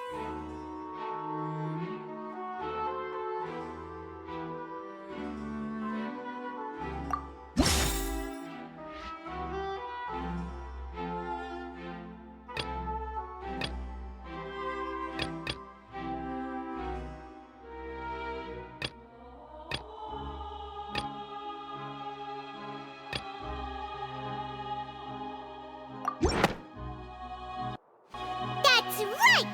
Lenny wasn't in the box or in the tunnel. That's why he didn't hear anything strange during the performance. This means that when the crime happened, Lenny had already entered the basement via the vent. The same clue you used to disprove his alibi has now become the best proof! How do you like that? Well played. To think you'd use such logic. Well then, if it wasn't Lenny who committed the crimes, then who was it?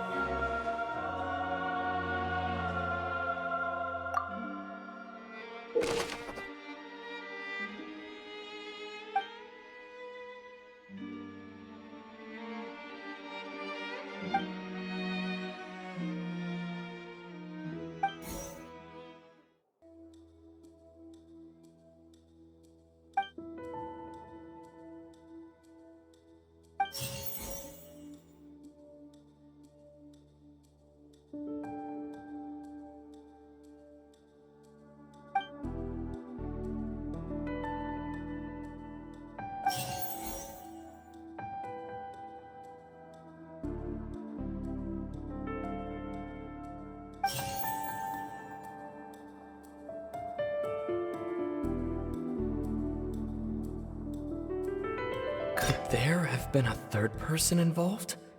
Is that... The deceased's name is Cowell, Lenny's assistant. He would have been able to tamper with the equipment. Halsey is the missing person and an ordinary audience member. Or did she have her own scheme all along? Could there have been a third person involved?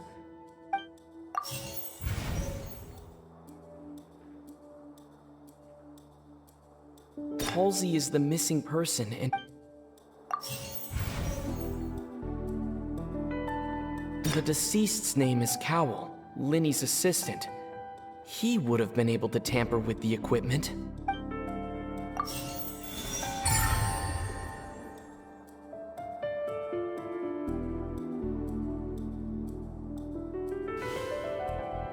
Huh?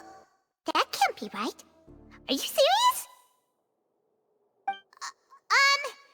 The killer was, in fact, Cowell, the deceased! Oh, is that so? How interesting! Let's hear your reasoning then. What I must do next is recreate the truth.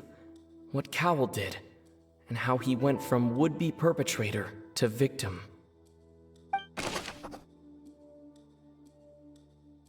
No one entered or left the Opera House through its entrances. So where would the criminal have wanted to take Halsey? The deceased's name is Cowell, Lenny's assistant. He would have been able to tamper with the equipment. Halsey's clothing was in the tunnel, so there must have been some fear that she would attract attention. The sound we heard may have come from a clash between the missing Halsey and the criminal. Lenny was not in the tunnel at that moment, which gave our criminal ample time. It would have been tough for both people to fit into that vent. They would likely have bumped into Lenny as well. The sound we heard may have come from a... The deceased's name is... The sound we heard may have come from a... It would have been tough for both people. Halsey's clothing was in the tunnel.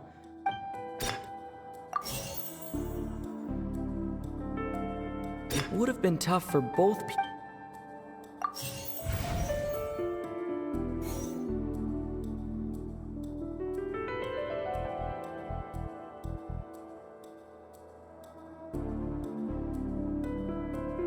The deceased's name is Cap. Halsey's clothing was in the tunnel. Linny was not in the tunnel at that moment. No one entered or left. The sound we heard may have come.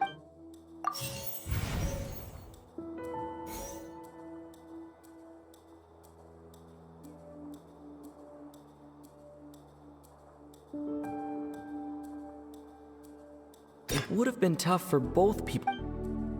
Linny was not in the tunnel at the... It would have been tough for both...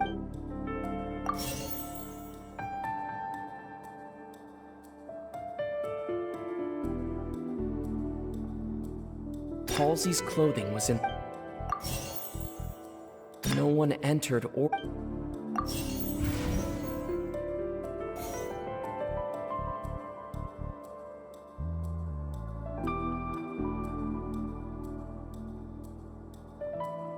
The sound we heard may have come from a clash between the missing Halsey and the criminal.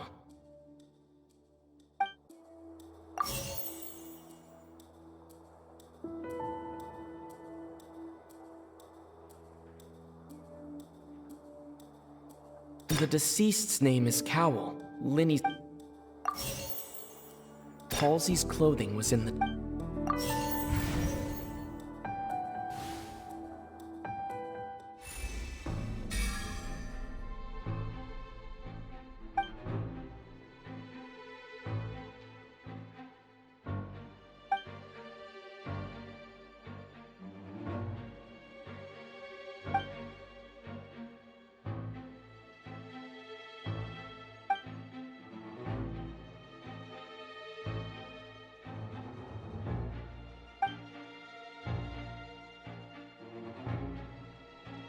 What's wrong, Traveler? Are you still having trouble figuring things out? I see how it is. So this was all just a bluff. And here I thought you had something to show for it. But it seems you're still far from the truth. Look, since we're at a dead end, why not consider a different track? Just like the trick as it transpired, the end result must have been utterly different from the magician's initial design. If only we knew how Halsey disappeared. Well, that would be nice, but the tunnel only has 3 exits, and none of them seem very likely. And it's not like this is a magic trick where you can just make a real-life person disappear. You know, like you did from that water tank, Lynette.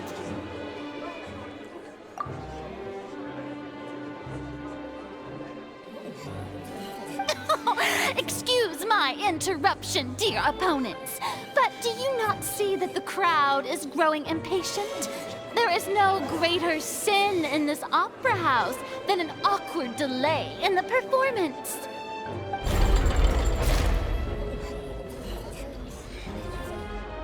If the defense is unable to make further effective arguments, we will move on to the next stage of the trial.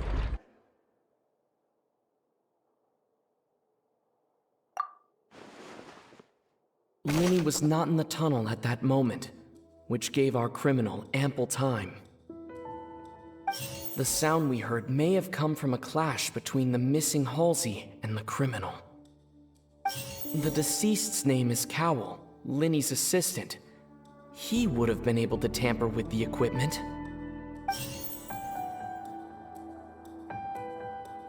The vase was not broken by chance. It was used to cover important evidence.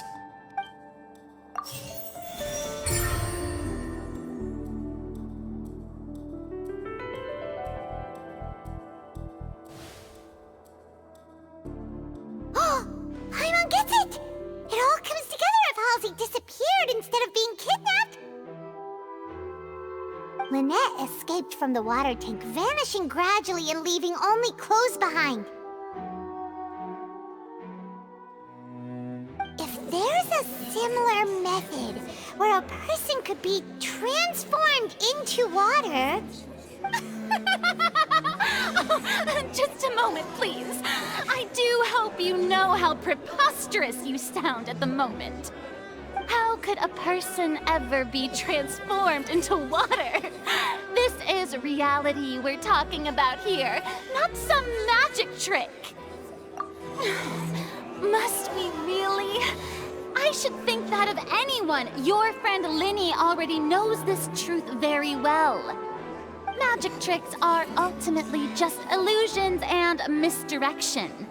But Halsey's disappearance is very real. We're talking about two completely different things. Even so, I trust the Traveler's judgment. The truth must be out there somewhere. Perhaps some new line of reasoning may open if we try to gather all the focal points that don't make sense. Since Cal was the deceased, we haven't placed much attention on him. But given that we aren't making much progress with the case, it wouldn't hurt to have a look at his belongings, would it? People really do come up with all sorts of harebrained schemes when at the end of their rope. The way I see it, your suggestion that we broaden the scope of our investigation is nothing but a tactic for stalling the trial. Nevertheless, I believe that this is a reasonable request on the part of an attorney. Since the trial does indeed appear to be at an impasse, I believe that additional evidence may help us make more progress. Guards, please step into the lounge and examine the personal effects of the deceased, Cowell.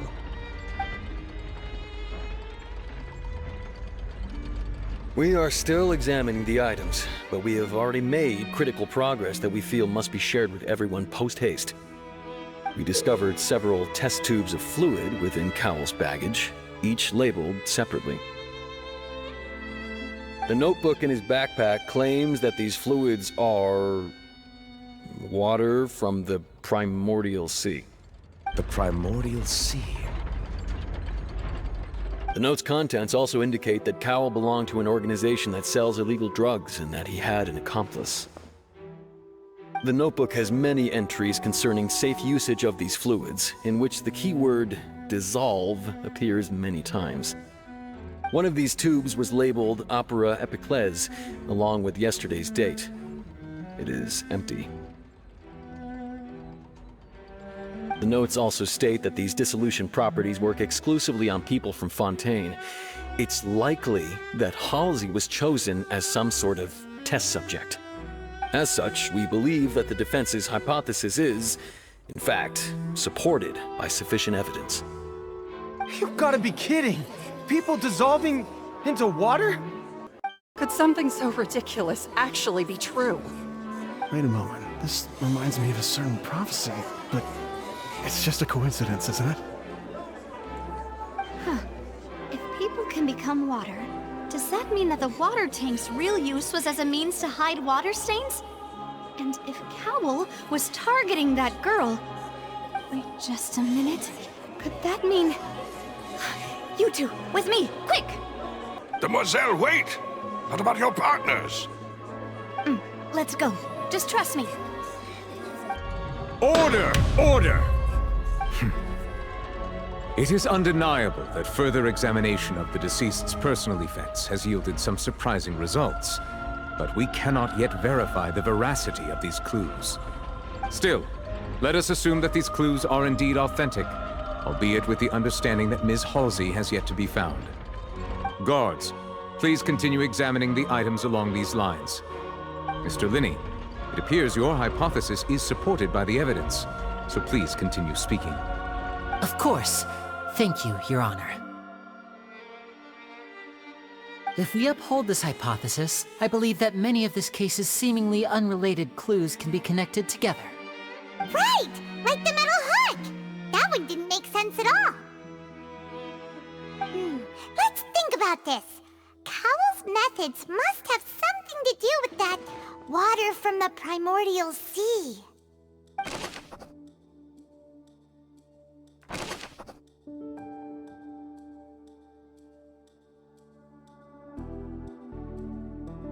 The water from the primordial sea should already have been prepped before Halsey entered the magic box.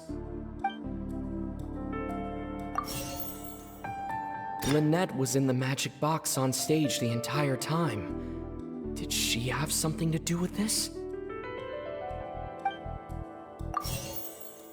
I remember there was something else within the inner layer of that box.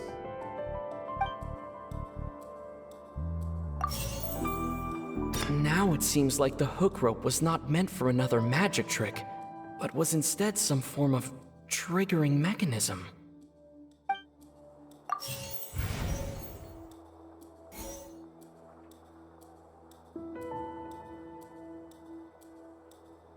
The rope that held the water tank up was lit by the fireworks and snapped.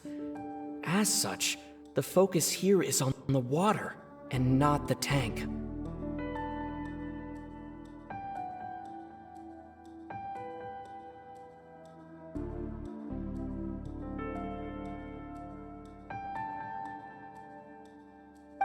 Lynette was in the magic box on stage the entire time. Did she have something to do with it? I remember there was something else within the inner layer of that. The water from the primordial sea shook. The deceased's name is Cowell, Linny's assistant. Lynette was in the magic box.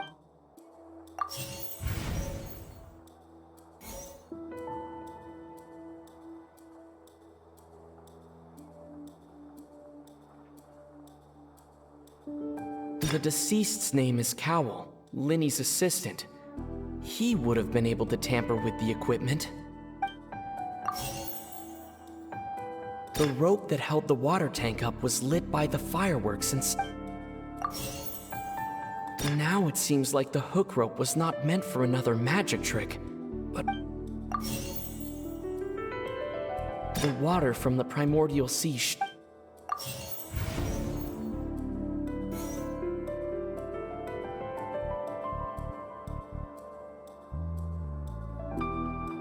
I remember there was something else within the inner layer of that box. The water from the primordial... I remember there was some...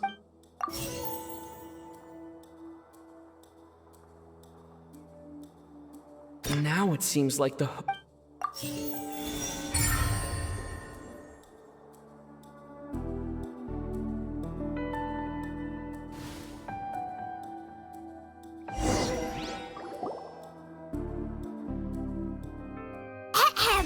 It's Ace Detective Paimon's time to shine again!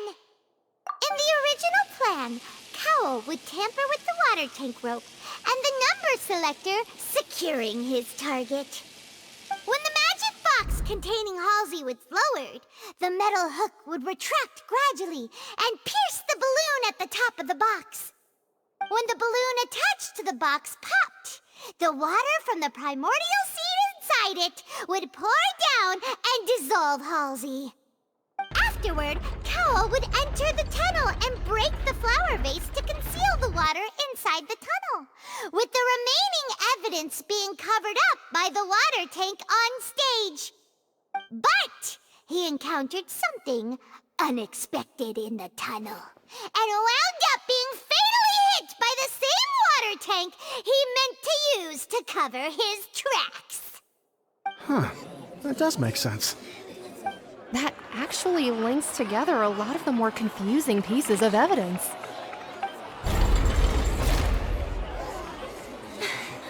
Oh dear, what do I do? Even I think they sound convincing now. Have I falsely accused an innocent person? What a humiliation. Now, it seems like the only point of contention remaining is the exact circumstances that led to Cal's death. His notes mentioned he had an accomplice who could be related to the situation. On that note, the guards have just contacted me indicating that they uncovered new evidence. I shall now invite him on stage to share it with us. Thank you, Your Honor. We were just inspecting the luggage of the other people involved in this case. And we found an identical sample of the water from the primordial sea among Linny's personal effects. What? That can't be. Oh, I see. Well, how wonderfully comedic to have your own counterattack only to come back and wound you. Does this not clear all doubt? My dear citizens, my loyal audience, allow me to present my reasoning and bring this performance to a swift close.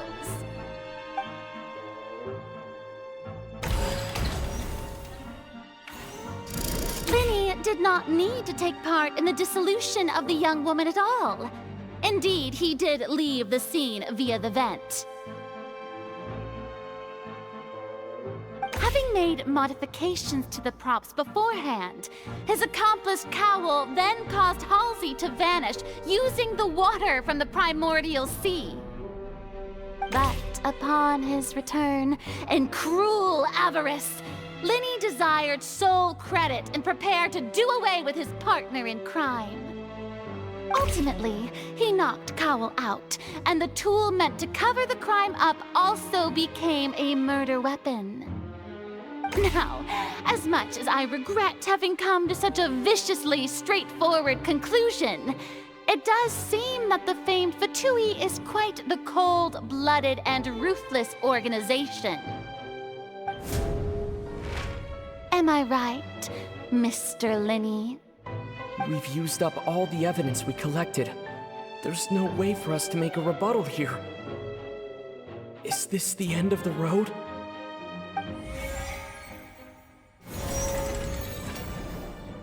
Oh no! Paimon can't think of anything either. It doesn't look like there's any way around this. Seems using the water as new evidence was too good a move. Why did this have to happen now? I think we've all seen enough now, and we have ample witnesses to my flawless reasoning. I believe this is indeed the finale. Now then, my good, noble Chief Justice, should we not, in your view, Excuse me, everyone, but I must interject. Miss, I must ask you not to shout and to respect the ongoing legal proceedings. Oh, come on. Don't be hasty. I have a good reason for interrupting, you know. Now, would anyone here like to take a little break from all this debate and see a little magic? I'll show you an amazing trick. One that can bring a young woman who has disappeared back in the flesh, right before your very eyes. Please, do the honors, Mr. Linny, if you would be so kind. What in the world is she saying? No offense, miss, but miracles like that are beyond my scope as a magician.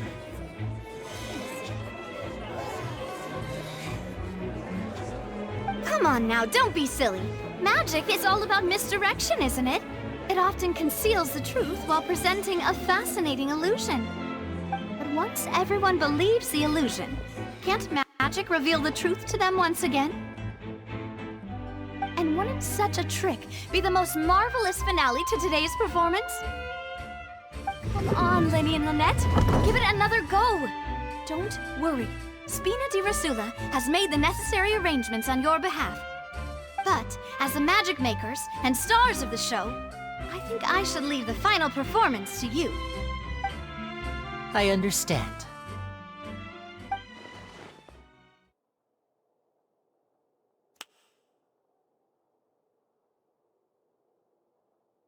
And voila!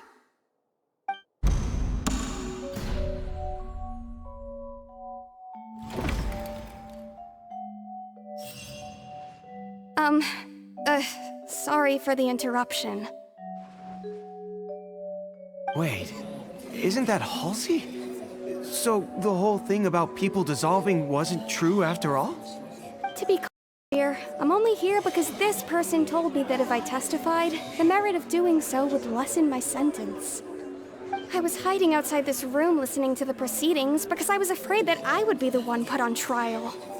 I was just feeling happy that no one had noticed me, and then before I knew it, she caught me.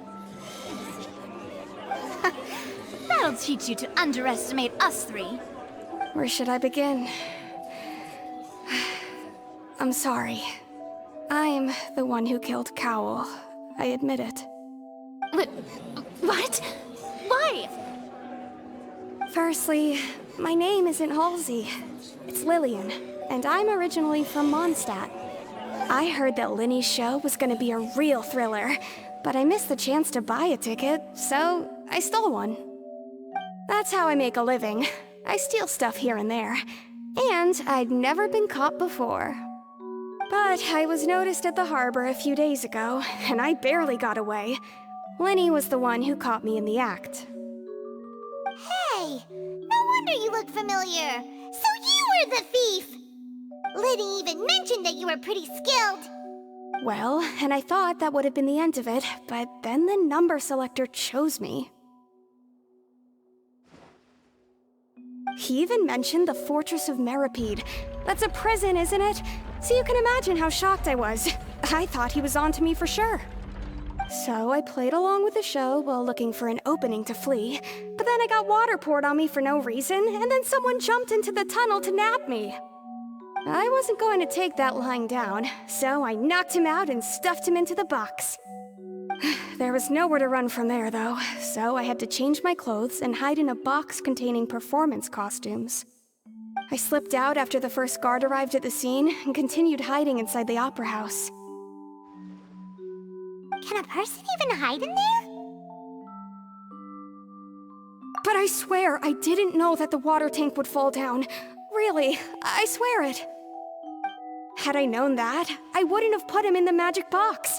I may be a thief, but I'm no killer. Well, that makes everything pretty clear now, doesn't it? This time, we need to tell the entire story from Lily-Ann's perspective.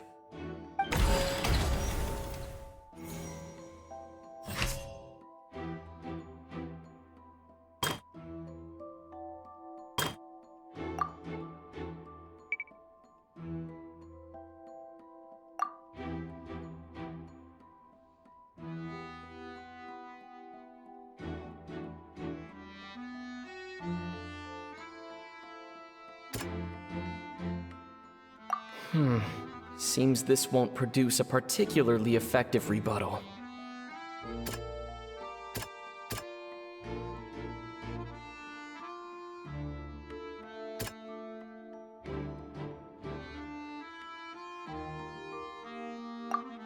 Lily-Ann was afraid that she would be recognized if she left, so she changed clothes and hid, biding her time. Just what one might expect of an experienced thief.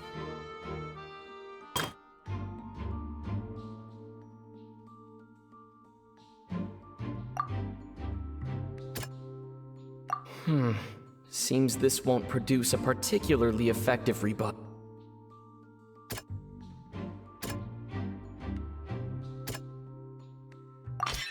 The flower vase was not broken to cover anything up, but was smashed during the struggle between Lily-Ann and Cowl.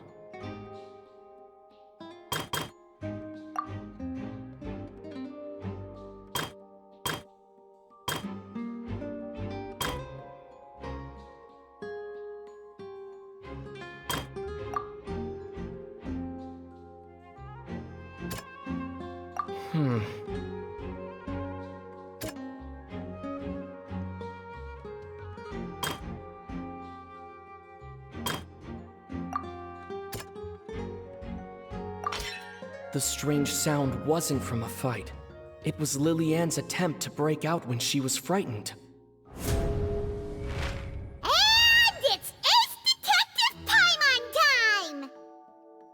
Having been selected out of the blue, Lily-Ann panicked. Her panic only intensified after she entered the tunnel and had water poured on her head. So she kicked the door open, producing the thud we all heard. Hearing the commotion, Cowl leapt into the tunnel, only to discover that Lillian had not dissolved. He did not know that Lillian was not from Fontaine, but was a thief who made her way in by stealing a ticket. Mistakenly believing that the water from the primordial sea needed time to take effect, he tried to force Lillian back into the box. The two broke the flower vase during the struggle, but Lillian came out on top, knocking Cowl out and putting him in the box. With no way of escaping, she changed her clothes and hid in the costume trunk until the performance ended.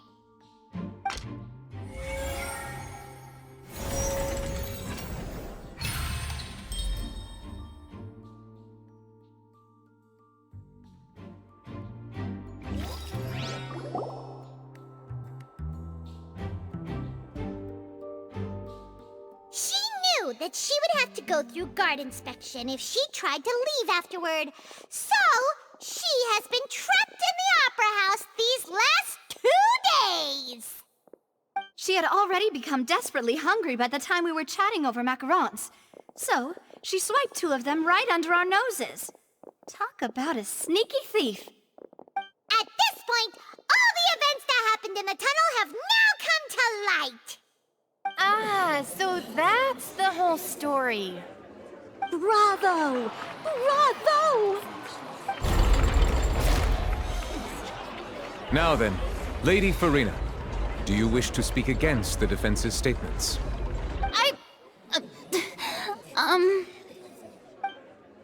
Please answer the question, Lady Farina. Also, if I may add, the trial has not yet ended.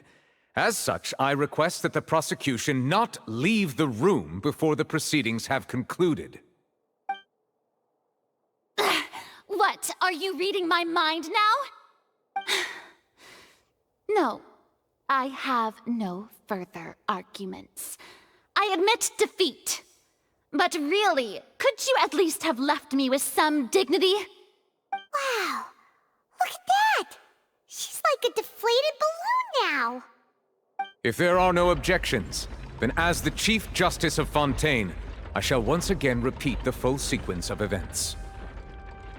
The actual perpetrator of the serial disappearances, Cowl, selected his next victim from the audience reservation list. With some modifications to the selector, he could ensure that the pre-selected young woman would be chosen. To cover up any evidence while committing the deed, Cowl thought of allowing the water tank to fall, which would conceal the water left behind after the young woman was dissolved.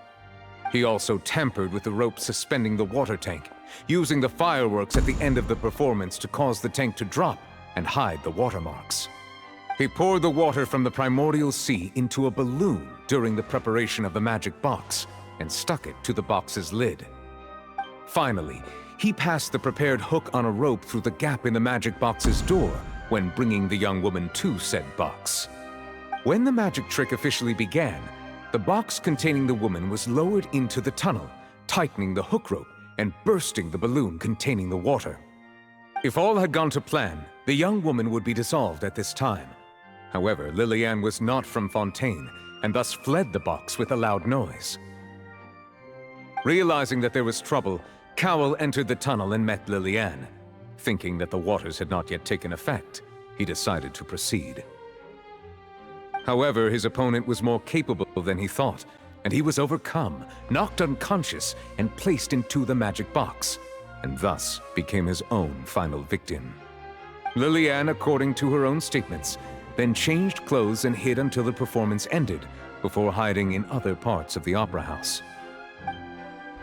As for Linny, he was in the underground structures within the opera house, and was thus ignorant of these happenings. From this reconstruction of events, we can conclude that Linny, the accused, is in fact innocent.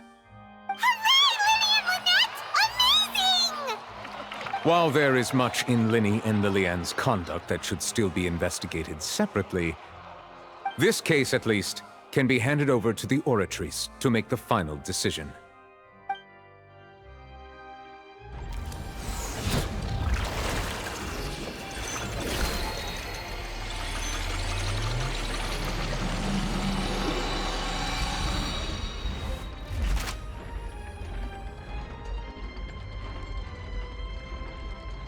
As such, Linny and Lynette are officially declared not guilty.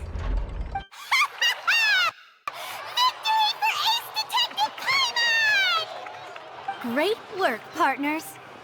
Thank you all. Thank you so much. Next, I think we deserve an explanation, Guard Vaughn. How did you find the water from the primordial sea in Linny's baggage? Right! Your discovery caused me to make a serious mistake, you know. Or was that not a discovery, but false evidence that you dared to bring before this court? I suspect that the accomplice mentioned in Cowell's notes was not Linny, but you, yes?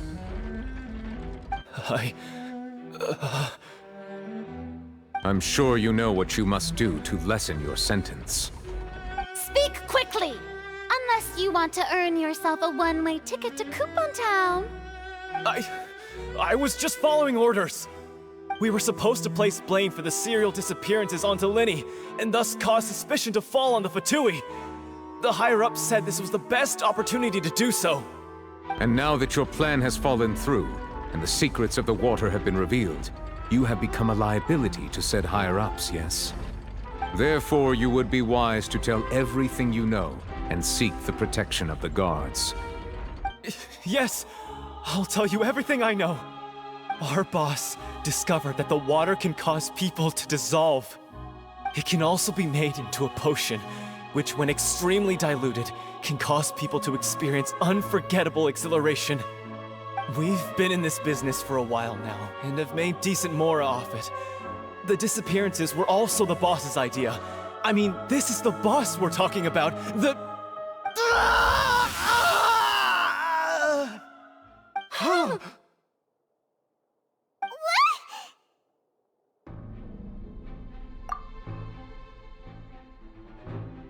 And now he can no longer talk.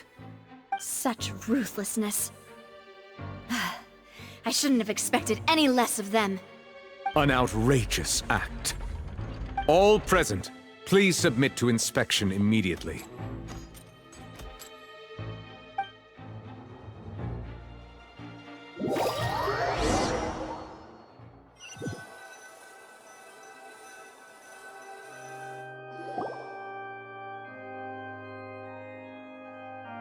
So, we're just going back now?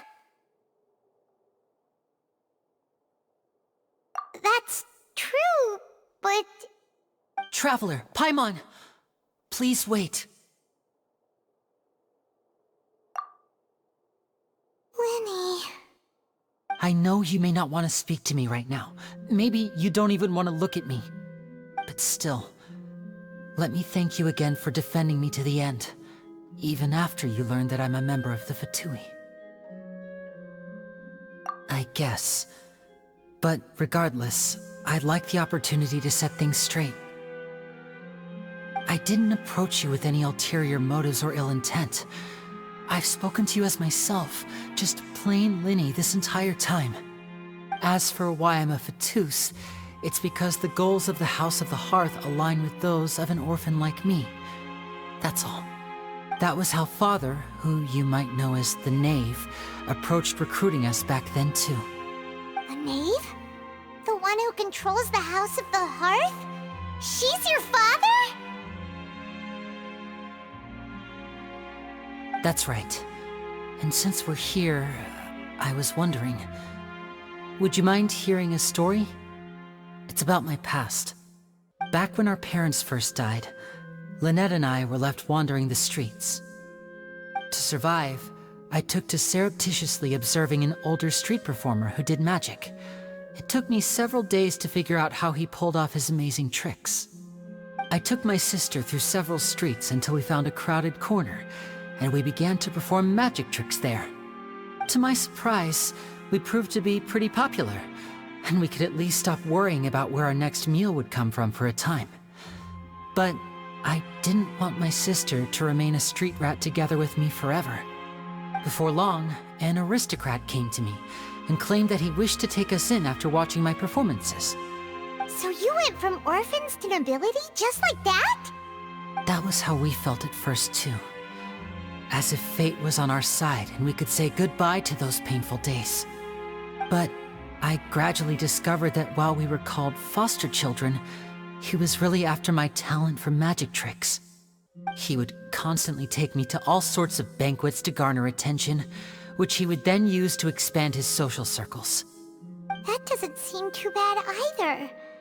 Better than roaming the streets at any rate. It took a while for me to realize just how dark his heart really was. After one particular performance at a banquet, I discovered that Lynette was not on the same return vehicle as me. I waited a long time after we returned home, but she did not come back. I went to that noble's bedroom and asked him about her whereabouts. The answer he gave me was, she caught the eye of the most eminent person at the banquet, so I sent her over as a gift. I mean, you'll be able to perform your magic regardless of who your assistant is, yes? Oh no. So he was gonna... But wouldn't Fontaine's laws deal with such people? As far as outsiders are concerned, this is a relationship akin to adoption or foster care. And they have their ways of escaping the eye of the law. I managed to ferret out the location of the mansion of that so-called eminent person and hurried through the night.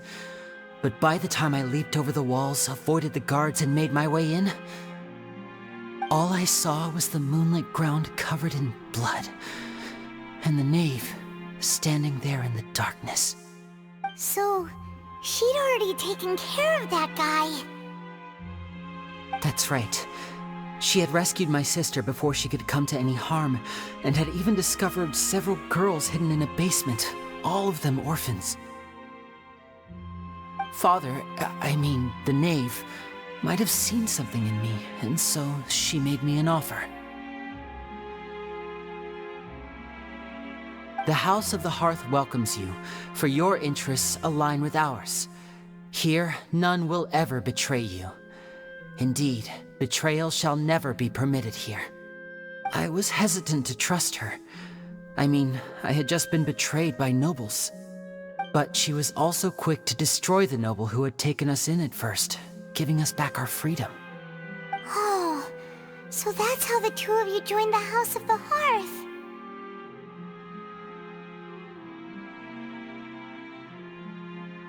She has her own plans. She has gained permission from the Tsaritsa to first use the Gnosis' power once she obtains it. She plans to use it to find a way to break the prophecy and save Fontaine. So, she believes in that prophecy too? That's right. The whole House of the Hearth is currently working to combat that crisis. Today's case has also proven that people from Fontaine can indeed dissolve into some sort of water, thus further supporting the prophecy. All of us house members here, Lady Arlecchino herself included, are from Fontaine. We won't give up on defending our homeland. To us orphans, the only connection we have left to this world, apart from our family, is our homeland. So, from small deeds like distributing magic pockets to huge schemes like stealing a Gnosis, everything is aimed at dealing with that prophecy. It's all right. I understand. The only thing I can do is relate all this to you. I just hope you can understand that even as a member of the House, I have never stopped making my own decisions, and that I believe what I'm doing is right.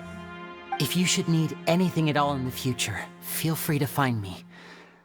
I will do my best to help you, as plain Linny.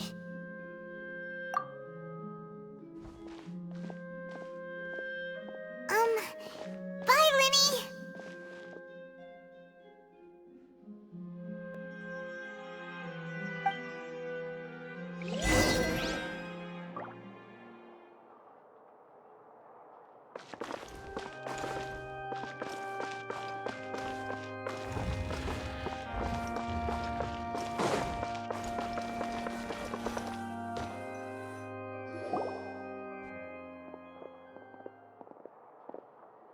Hey there. What What was with the disappearing act you pulled right as the trial ended? Were you looking for us, Navia? Well, this whole thing isn't exactly over, is it? I do feel that we're getting closer to solving the serial disappearances case, though. Don't you think so, too? Huh? What's wrong, my dear partner?